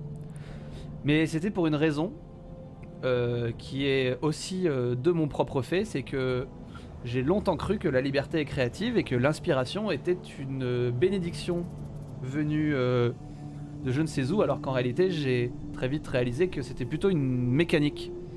Et qu'en fait pour faire des choses il fallait commencer à les faire. Si tu attends en te levant le matin d'être inspiré par l'écriture, bah tu vas pas écrire. Il faut générer l'inspiration. Et donc la liberté créative qui dépend de la richesse, c'est aussi une forme d'illusion. Rien ne t'empêche d'écrire tous les jours si t'as pas d'argent et d'étendre ton temps. Il n'y a aucun travail en France qui demande plus de 9 heures par jour. Enfin, il y en a mais c'est rare. Il y a une législation et dans les autres temps tu peux écrire. C'est juste que la manière dont tu vas le faire ça va être plus difficile. Et donc oui, c'est vrai, je l'ai vécu, c'est-à-dire que il y a un moment donné où j'étais vraiment dans un truc où il faut que je travaille là, à ce moment-là je peux pas écrire parce qu'il faut que je travaille, là je peux pas tourner ça parce qu'il faut que je travaille. Et donc je l'ai vécu, hein. C'est juste que j'avais une manière de le vivre qui était comme tu le dis, mais je pense qu'aujourd'hui j'ai changé ma manière de penser. Et je m'en fais plus victime de ça. Ça m'empêche pas de créer. Pas avoir d'argent m'empêche pas de créer. Quand je dis pas avoir d'argent, c'est pas avoir d'argent, de grandes quantités d'argent pour créer des films ou des œuvres, tu vois, genre vivre que de ça quoi, que de la création artistique. Paloma Miyaki qui dit je viens de refuser une augmentation pour garder ma liberté. Mais tu vois, il y a un truc qui est très intéressant dans les commentaires, c'est qu'on a commencé à aborder le sujet de la richesse et notamment de la méritocratie et tout de suite, les mots qui sont ressortis, c'est mépriser et valeur morale. Je trouve ça fou que tout de suite, dès qu'on parle de gens riches, on associe tout de suite les gens riches à des gens douteux moralement en fait. Peu importe le degré de richesse et la nature de la richesse que l'on possède, le plus important est de ne jamais mépriser l'autre, quelle qu'elle soit. Absolument, tes valeurs morales doivent être maintenues indépendamment de ton revenu. Ça, c'est toi, du coup. Ok. Pas forcément. c'est surtout Absolument, d'avoir de... ça c'est moi le coupable.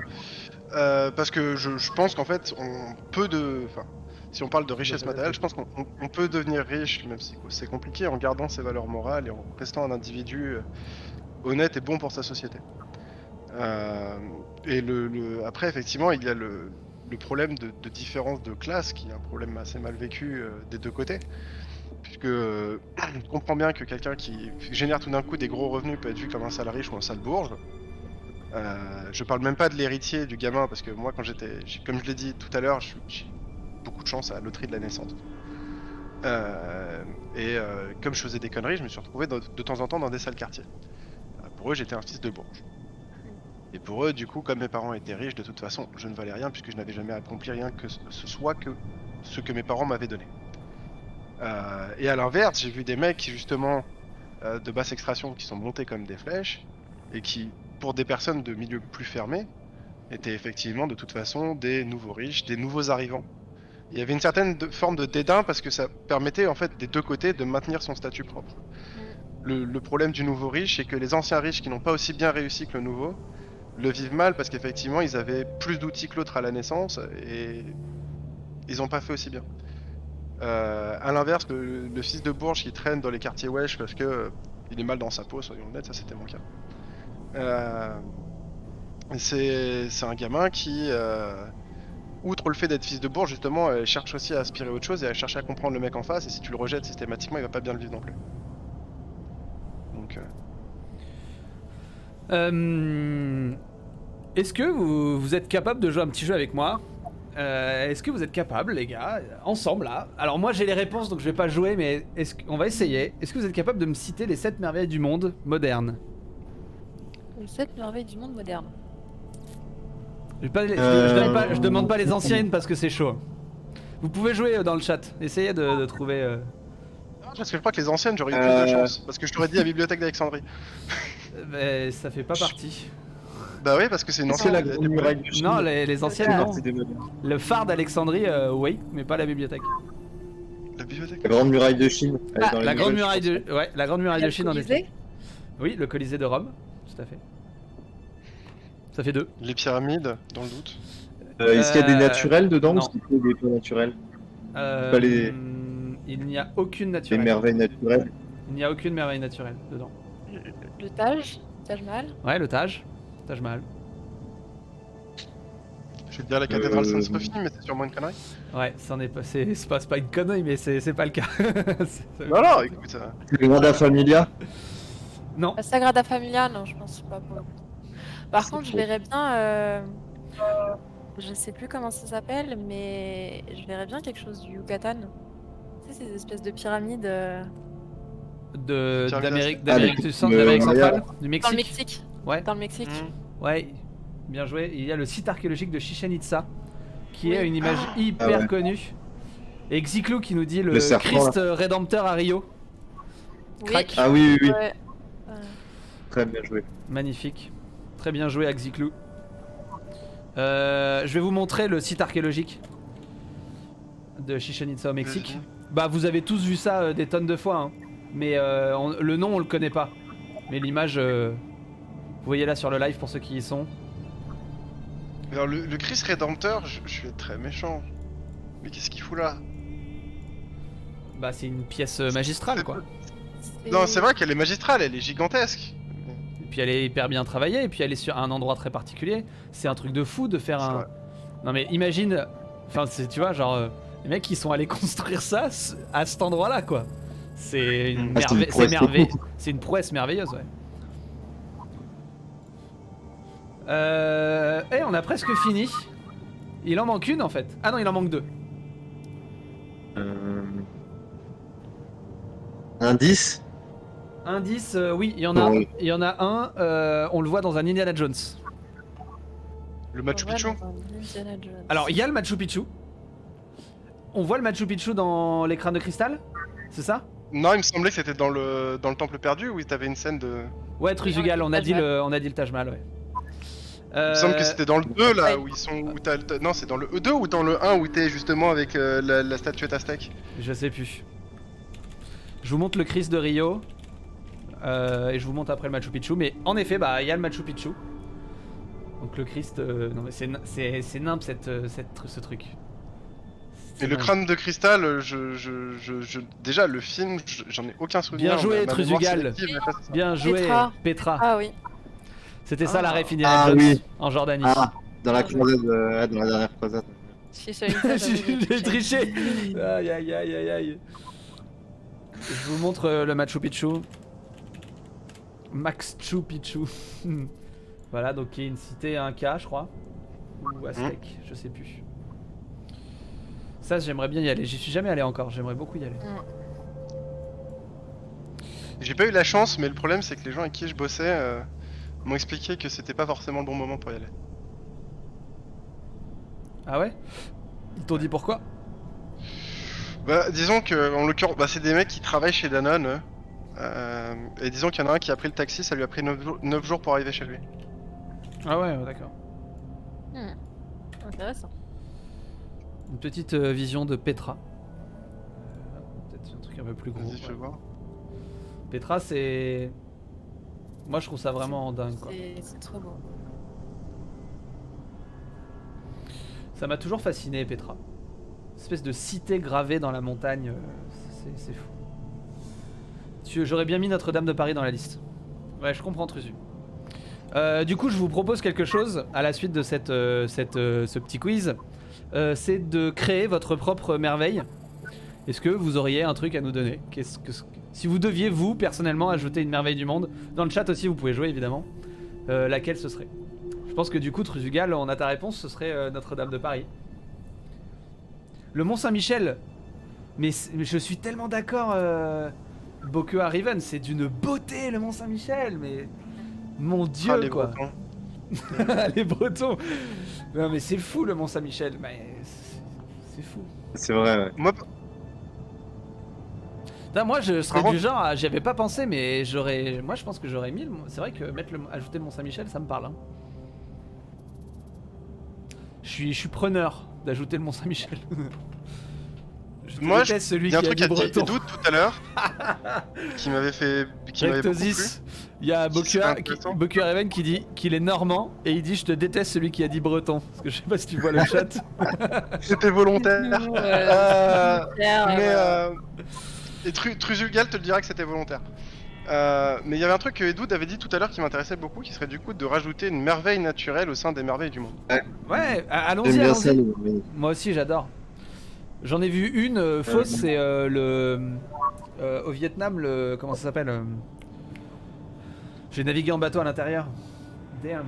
Ah oui, les petits dolomites là, les petits. Ouais, les monolithes espèces qui sont dans l'eau, ouais. Merveille, Vietnam, c'est à côté d'Hanoï.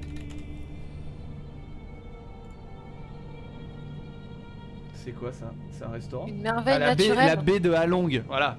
Ah, god damn. Franchement, en merveille naturelle, j'aurais dit le mont Fuji. Ah, le mont Fuji, ouais.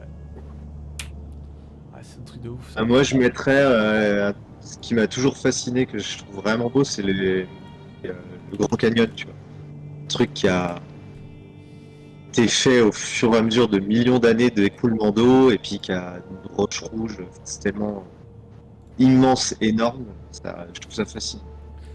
Ouais, c'est Fascinant incroyable. de grandeur. L'île Oui, de mais c'est un Manao, Français. lac de Constance, nous dit Paloma Miyuki. C'est quoi? L'île of Manao. Mais non.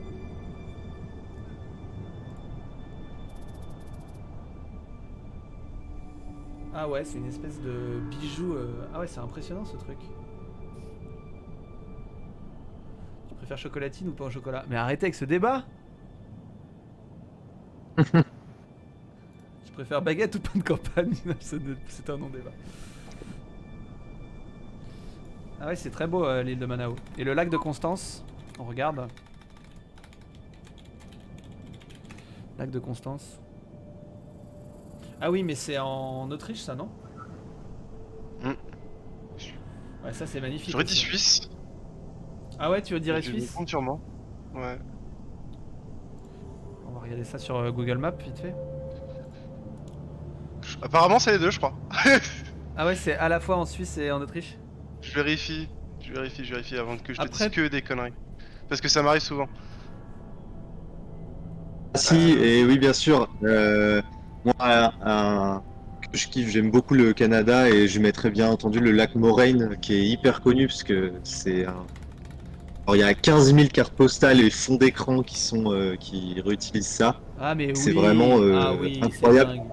Incroyable Voilà, sur le live. d'avoir cet environnement naturel qui est avec une eau turquoise au pied de montagnes. Enfin, c'est des sapins et tout, c'est complètement malade.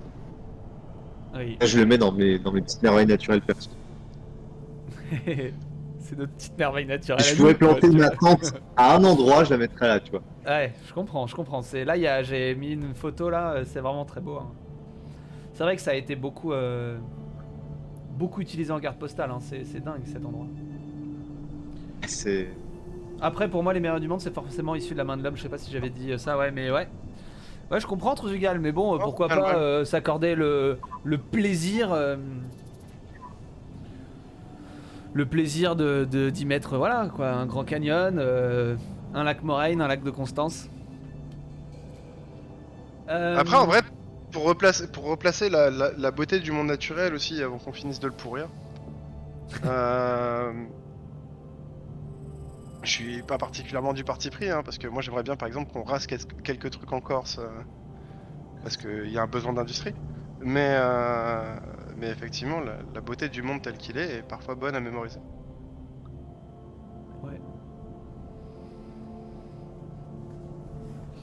J'ai une dernière question à vous poser avant de passer à la partie des chiffres. J'aime bien donner quelques existe, hein, chiffres. la liste des 7 merveilles naturelles. Ouais, elle existe. Ouais. Bah, il y a la baie de Halong, entre autres. Il y a la Cordillère des Andes, je crois. Il y a le Grand Canyon. Il y a des trucs comme ça. Ah, on a le droit de mettre des régions entières parce que la Cordillère des Andes c'est quand même grand quoi. Ouais, Dans ce cas-là, rajoutez-moi la Corse, hein. Oh là là là là. Dernière question. Que faites-vous si vous gagnez 20 millions d'euros au loto? Je vais commencer par toi, Néo. Qu'est-ce que tu fais? Cette Alors, question est toujours déjà- très excitante. Alors déjà, je suis tombée amoureuse de Miami, enfin de la Floride il y a pas longtemps. Donc déjà, je pars à Miami, Ok, c'est sûr. ok. voilà. Tu voyages. Je passe mon brevet pilote que Ok. je rêve de passer. D'avion? Oui. Ok. Voilà. Et puis après, écoute, je pense que j'ai pas de gros projets, donc je pense que juste on verra bien au jour le jour, on vivra au jour le jour, et voilà. Comme ça, je fais ce qui me fait quand j'ai envie. Si je veux faire un saut en parachute, j'y vais. Ok. Mais t'as une espèce de priorité, c'est... Merci pour ton follow, Jean. STALINE 2. Nourris-toi de nourriture spirituelle, Jean. Merci pour ton follow. Donc oui, d'abord tu voyages, après tu passes ton brevet de vol et après... Et après, on verra. Après, on avise, vit quoi. au jour le jour. Et toi, Edouard, tu fais quoi? Désolé, j'ai eu un petit problème de wifi, c'était quoi la question? Si tu gagnes 20 millions d'euros au loto, tu fais quoi? Si je gagne 20 millions, je pense que je m'achète un van aménagé de façon à pouvoir transporter ma moto. Et puis je fais un grand tour du monde. Et je pense que égoïstement, quand même, s'il faut penser à soi, bien sûr, je mets assez de côté pour avoir pas besoin de travailler pour en vivre. Je pense que je donne tout le reste parce que j'ai pas envie d'avoir le poids d'une telle somme et de ne rien en faire et que ça serve à personne. Je pense que je filerais une grosse partie à... Je sais pas trop qui, ce serait peut-être la partie la plus difficile à sélectionner, mais Oh, éventuellement des proches, des œuvres, des trucs comme ça, mais je voudrais pas garder énormément autant d'argent. Ok. pour le coup, tu m'as fait penser à quelque chose en disant ça. J'ai un rêve depuis que je suis gamine, c'est d'ouvrir une espèce de SPA, tu vois, mais genre un grand terrain. Pour Dragon, Et récupérer. Ouais, pour dragon.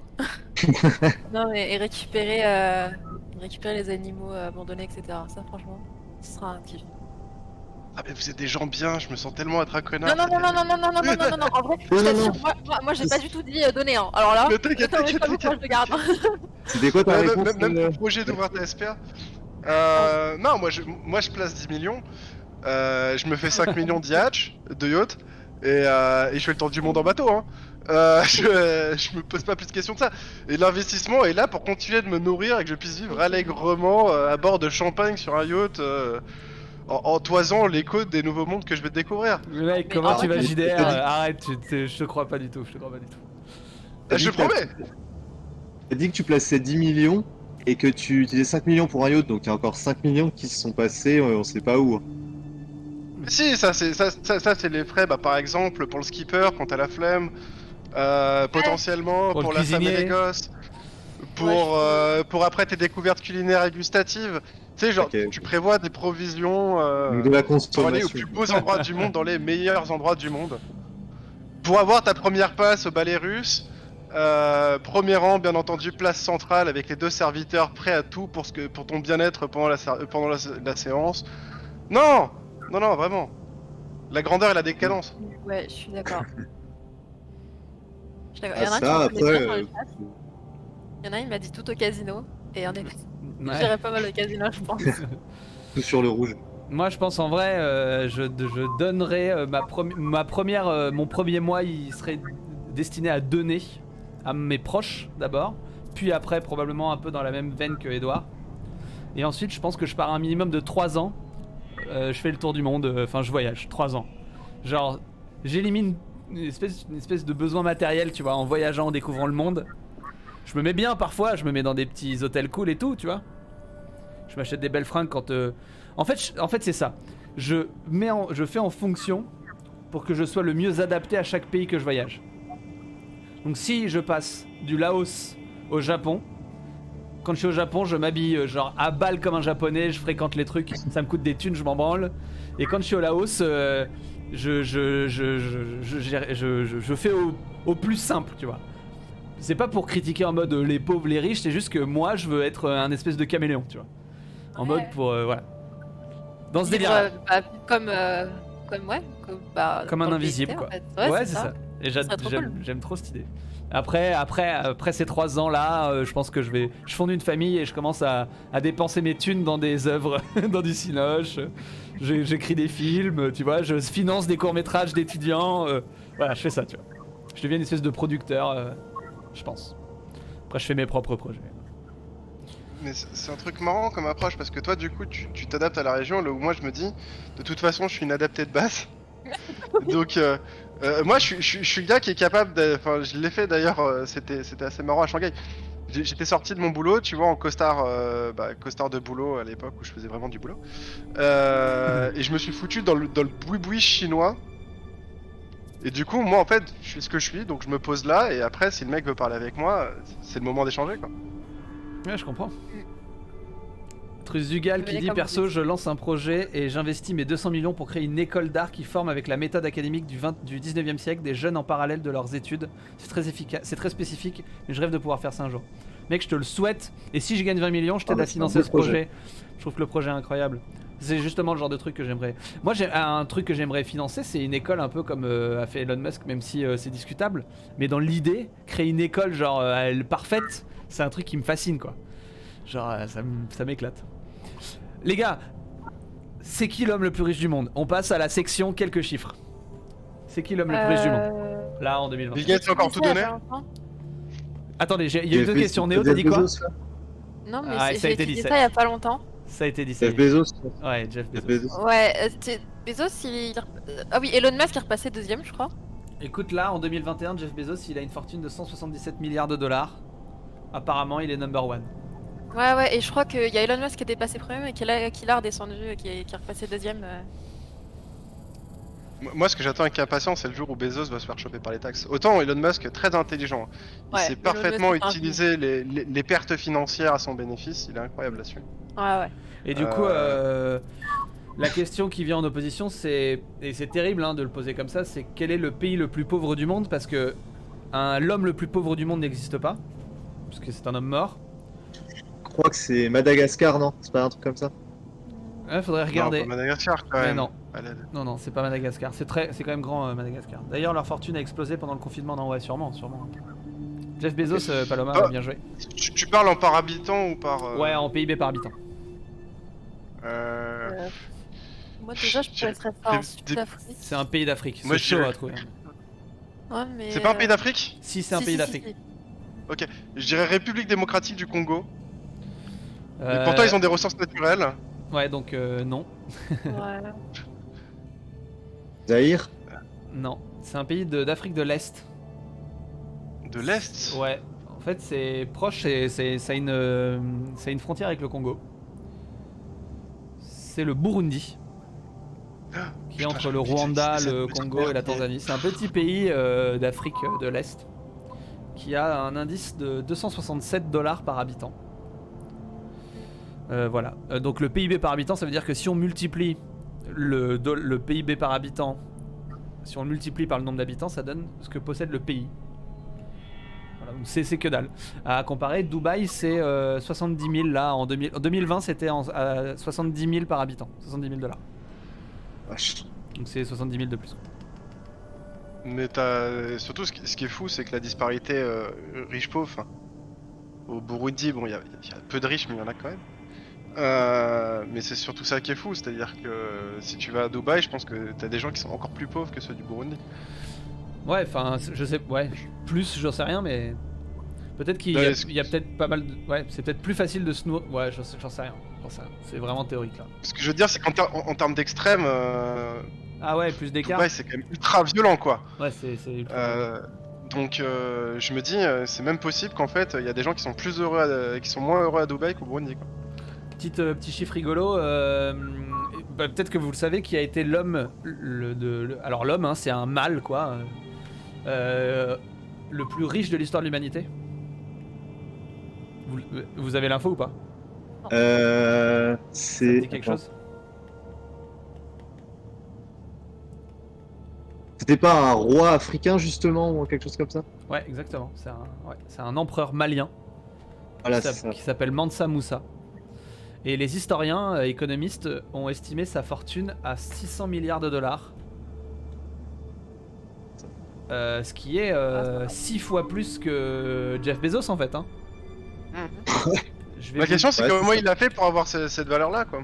Attendez, je vous drop dans le chat le lien de l'article en question, c'est assez intéressant à lire. Si ça vous intéresse. Petit chiffre encore avant de passer au reco. L'objet le plus cher du monde. L'objet le plus cher du monde, est-ce que ce serait pas un tableau? Je Non, c'est dirais pas un un tableau. œuf berger. Non. Intéressant, ouais, c'est vrai. Un œuf qui serait bien paumé. Là. Non, c'est un... Ah, vas-y Recto, t'as une idée? Non, parce que j'ai plein de trucs qui me traînent en tête, mais en fait, je me demande à partir de quel moment on considère encore que c'est un objet. Je vais vous... Ouais, tout à fait, c'est une bonne question. Je vais vous donner des indices qui vont vous aider. Ça permet à l'humanité de s'expanser, cet objet. De s'expanser. Ouais, c'est un terme, je choisis ce thème exprès. C'est peut-être un peu... Ouais, non, mais il est bien violent. Ok. L'objet le plus cher du monde. Ouais. Et donc c'est pas un... L'objet le plus cher du monde. C'est pas un petit objet. Ça permettra, et ça permet déjà à l'humanité de s'expanser. Au sens vraiment assez propre, quoi. Là, je suis en train d'imaginer un bateau, c'est terrible. Ouais, t'es sur une voie. Après, t'as les plateformes de pétrole aussi. Ah, une fusée Ariane, non, une Ariane, un truc comme ça. Ouais, alors c'est ça, mais c'est pas ça. C'est la station, l'International Space Station, Ah, c'est Ah, c'est- Ah qui a coûté Ah, t'es violent dans tes choix, là. Ah ouais. 143 milliards d'euros. D'accord. Donc c'est vraiment l'objet le plus cher de l'histoire de l'humanité. Enfin, du monde. Pour vous donner un ordre d'idée, j'ai fait un calcul. Le coût de l'international, ça fait à peu près 50 000 fois Matrix. Cette économie d'échelle. Et combien de fois la trilogie des Tuches? Je veux pas savoir.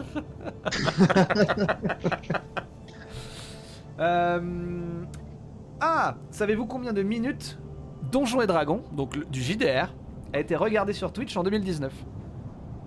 Sachant que ce chiffre a bien grossi.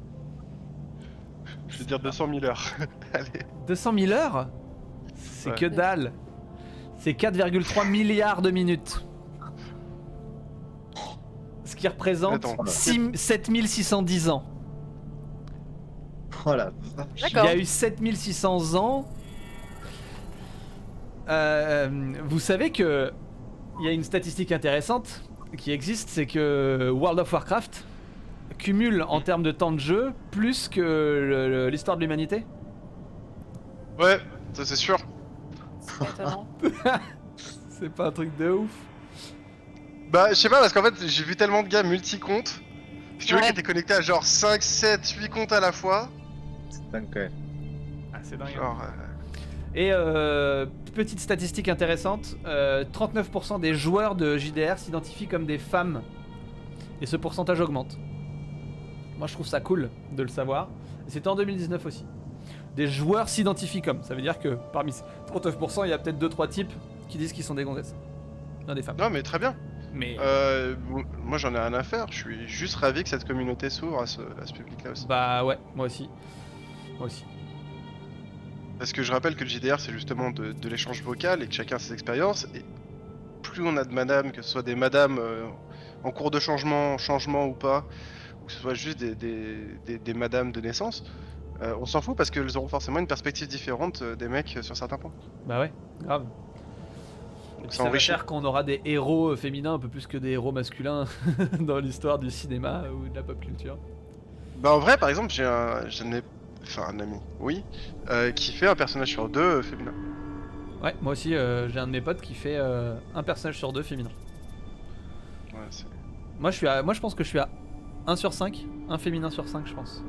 Je fais beaucoup de mecs quand même. Moi je suis Parce- pas capable. Je suis pas capable de monter ma voix ou d'avoir une voix correcte. Ouais, et bah moi c'est ce qui me pousse à faire peu de personnages féminins, c'est parce que quand j'interprète un personnage, je sais pas l'interpréter sans lui donner une voix. Et un personnage féminin pour moi, je dois lui donner une voix plus aiguë, genre tu vois, et j'arrive pas trop quoi. Ça demande un effort. Bon. C'est la fin de cet épisode. Merci de votre participation. C'est l'heure des recommandations. Néo, est-ce que t'as des recos à nous faire? Oui. Attends. On t'écoute. j'ai Elle tout les a ça. notés. Non, non, non, non, Extraordinaire. non, je les ai pas notés. J'ai tout ça à vous recommander. Ah, attends vas-y, fais-nous voir la tranche au moins. Attends. Oh en fait, ça pèse son poids quand même. Ah bah oui, je te le crois. Voilà. Waouh, magistral, Ah. magnifique. C'est quoi? Tout ça, c'est en fait, donc c'est 3 trilogies. T'as les Chroniques du Monde Émergé, les Guerres du Monde Émergé et les Légendes du Monde Émergé, bref. Et c'est des livres que j'ai lus quand j'étais un peu plus jeune, que j'ai adoré justement sur le monde un peu fantasy, donc dragons, elfes, etc. Et que j'ai trouvé juste super bien écrit et tu te plonges vraiment dans l'histoire et en fait c'est de là que je tiens mon image des dragons un peu très loyaux, etc. Parce que notamment la personnage principale qui est une demi-elfe veut combattre le tyran et notamment elle va entrer chez les Chevaliers du Dragon. Et c'est pour ça que j'ai cette image vraiment très loyale des dragons, parce qu'en fait son dragon il va la protéger, il va même donner sa vie pour elle. Et je trouve ça trop beau. Mais c'est une œuvre italienne C'est italien de base. de Licia Troisi. Troisi. C'est Très cool. la reco de... Ok, bah Ouais. merci pour cette Ouais, merci. comment on appelle ça, c'est pas une trilogie du coup parce qu'il y a une dizaine de bouquins, Ah c'est bah, une saga. C'est Saga, oui, ouais. c'est une saga composée de 3 trilogies. Merci pour cette reco. Du coup, Et ben si voilà, vous avez j'ai du temps, partagé le lien. Ouais, ça allait. Bah ça va. Hein. Si on fait du fast reading, ça devrait aller. Ouais. Rectosis, t'as un truc à nous recommander? Il y a tellement de choses. Bon bah on va faire comme d'habitude. Donc déjà on va lourder les légendes arthuriennes. Ok, Derrière on va mettre le premier tome d'Eragon, ok. la légende de Saint-Georges. Et après je pourrais continuer mais on va s'arrêter là. Ouais, C'est genre. ok. La légende de Saint-Georges à lire, à relire quoi. Bah, le truc, c'est que, ne serait-ce qu'en France, on a notre reliquat de catholicisme qui explique beaucoup de choses sur notre culture, donc observer ce type de récit est assez intéressant pour voir d'où on est venu. Ok, bah merci pour ça. Edouard, tu as des petites choses? Ouais. J'allais faire comme reco sur le thème des dragons comme Rectosis, c'est-à-dire le cycle de l'héritage, donc les dragons, que j'avais bien aimé. Et en jeu vidéo, c'est pas original, parce que tout le monde connaît, mais pour moi, c'est vrai que Skyrim, c'est l'aventure draconique par excellence qui est énorme. Et sur le thème de la richesse, il y a un bouquin que j'avais beaucoup aimé, c'est une nouvelle de Tolstoï qui s'appelle Maître et serviteur, dans lequel c'est la petite histoire d'un maître riche et de son serviteur pauvre, et de leurs deux points de vue, toujours écrits avec une justesse incroyable, c'est Tolstoï. Sauf que les rôles vont un petit peu s'inverser. Et c'est cool d'avoir le ressenti de chacun des deux personnages qui ont pas du tout la même vision de la vie et la même façon d'agir en tant que riche et en tant que pauvre exploité. C'est très très bien. Ouais, j'ai lu ça il y a quelques C'est années et j'ai beaucoup aimé aussi. Je recommande aussi. Ah bah. Je soutiens la reco. Bah, merci pour ces recos. Je mets un pouce bleu. Ouais, Sur la pouce reco. bleu sur la reco. Sur toutes vos recos, je trouve très cool, ça m'intrigue aussi. Pour ma part, je vais vous recommander pour la question du dragon le dernier film de Disney qui s'appelle Raya le dernier dragon. Donc c'est plutôt une version asiatique donc d'Extrême-Orient du dragon où ils sont vus comme des protecteurs féeriques. Et j'ai beaucoup aimé l'esthétique, j'ai bien aimé l'histoire, j'ai bien aimé le film. Je l'ai trouvé en termes d'animation très beau, en termes de scénario il se tenait. Ça m'a beaucoup fait penser à du jeu de rôle en termes d'aventure. Et donc ça me touche parce que j'en fais. Mais du coup ça le rend assez accessible aussi. Et je trouve que c'est cool de mettre en valeur les mythes et les légendes de l'Extrême-Orient par Disney. C'est autrement qu'à travers le folklore traditionnel. Donc je trouve ça vraiment cool. Et du coup j'ai bien aimé, donc je vous recommande de le regarder, il est sympa.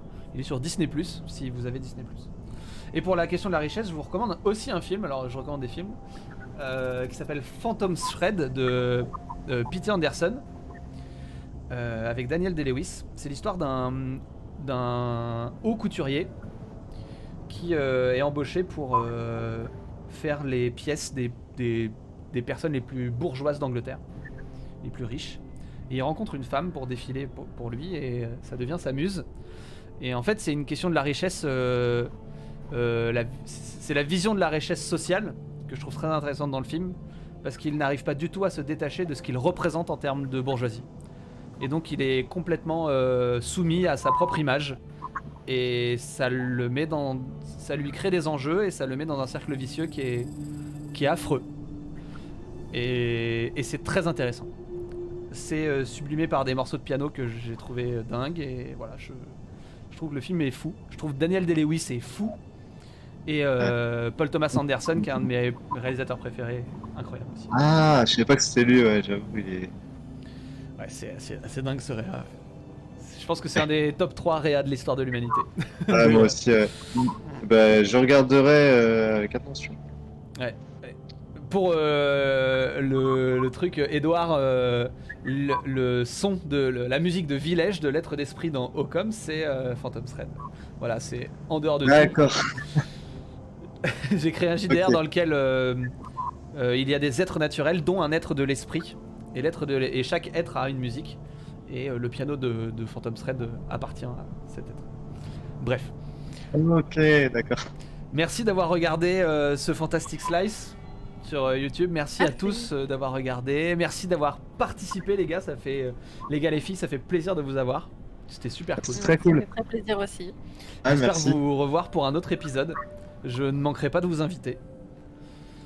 Après, ça, c'est la phrase catch que tu dis à la fin de chaque émission. Et en fait, en vrai, tu les réinvites jamais, les gens. C'est la première fois. si, je réinvite les gens et c'est la première fois que je fais ça. Je reviens, moi. Ouais, je c'est la reviens, deuxième fois que Craig te dit c'est là. Oui, mais toi, ça se voit, toi, t'es connu dans le chat.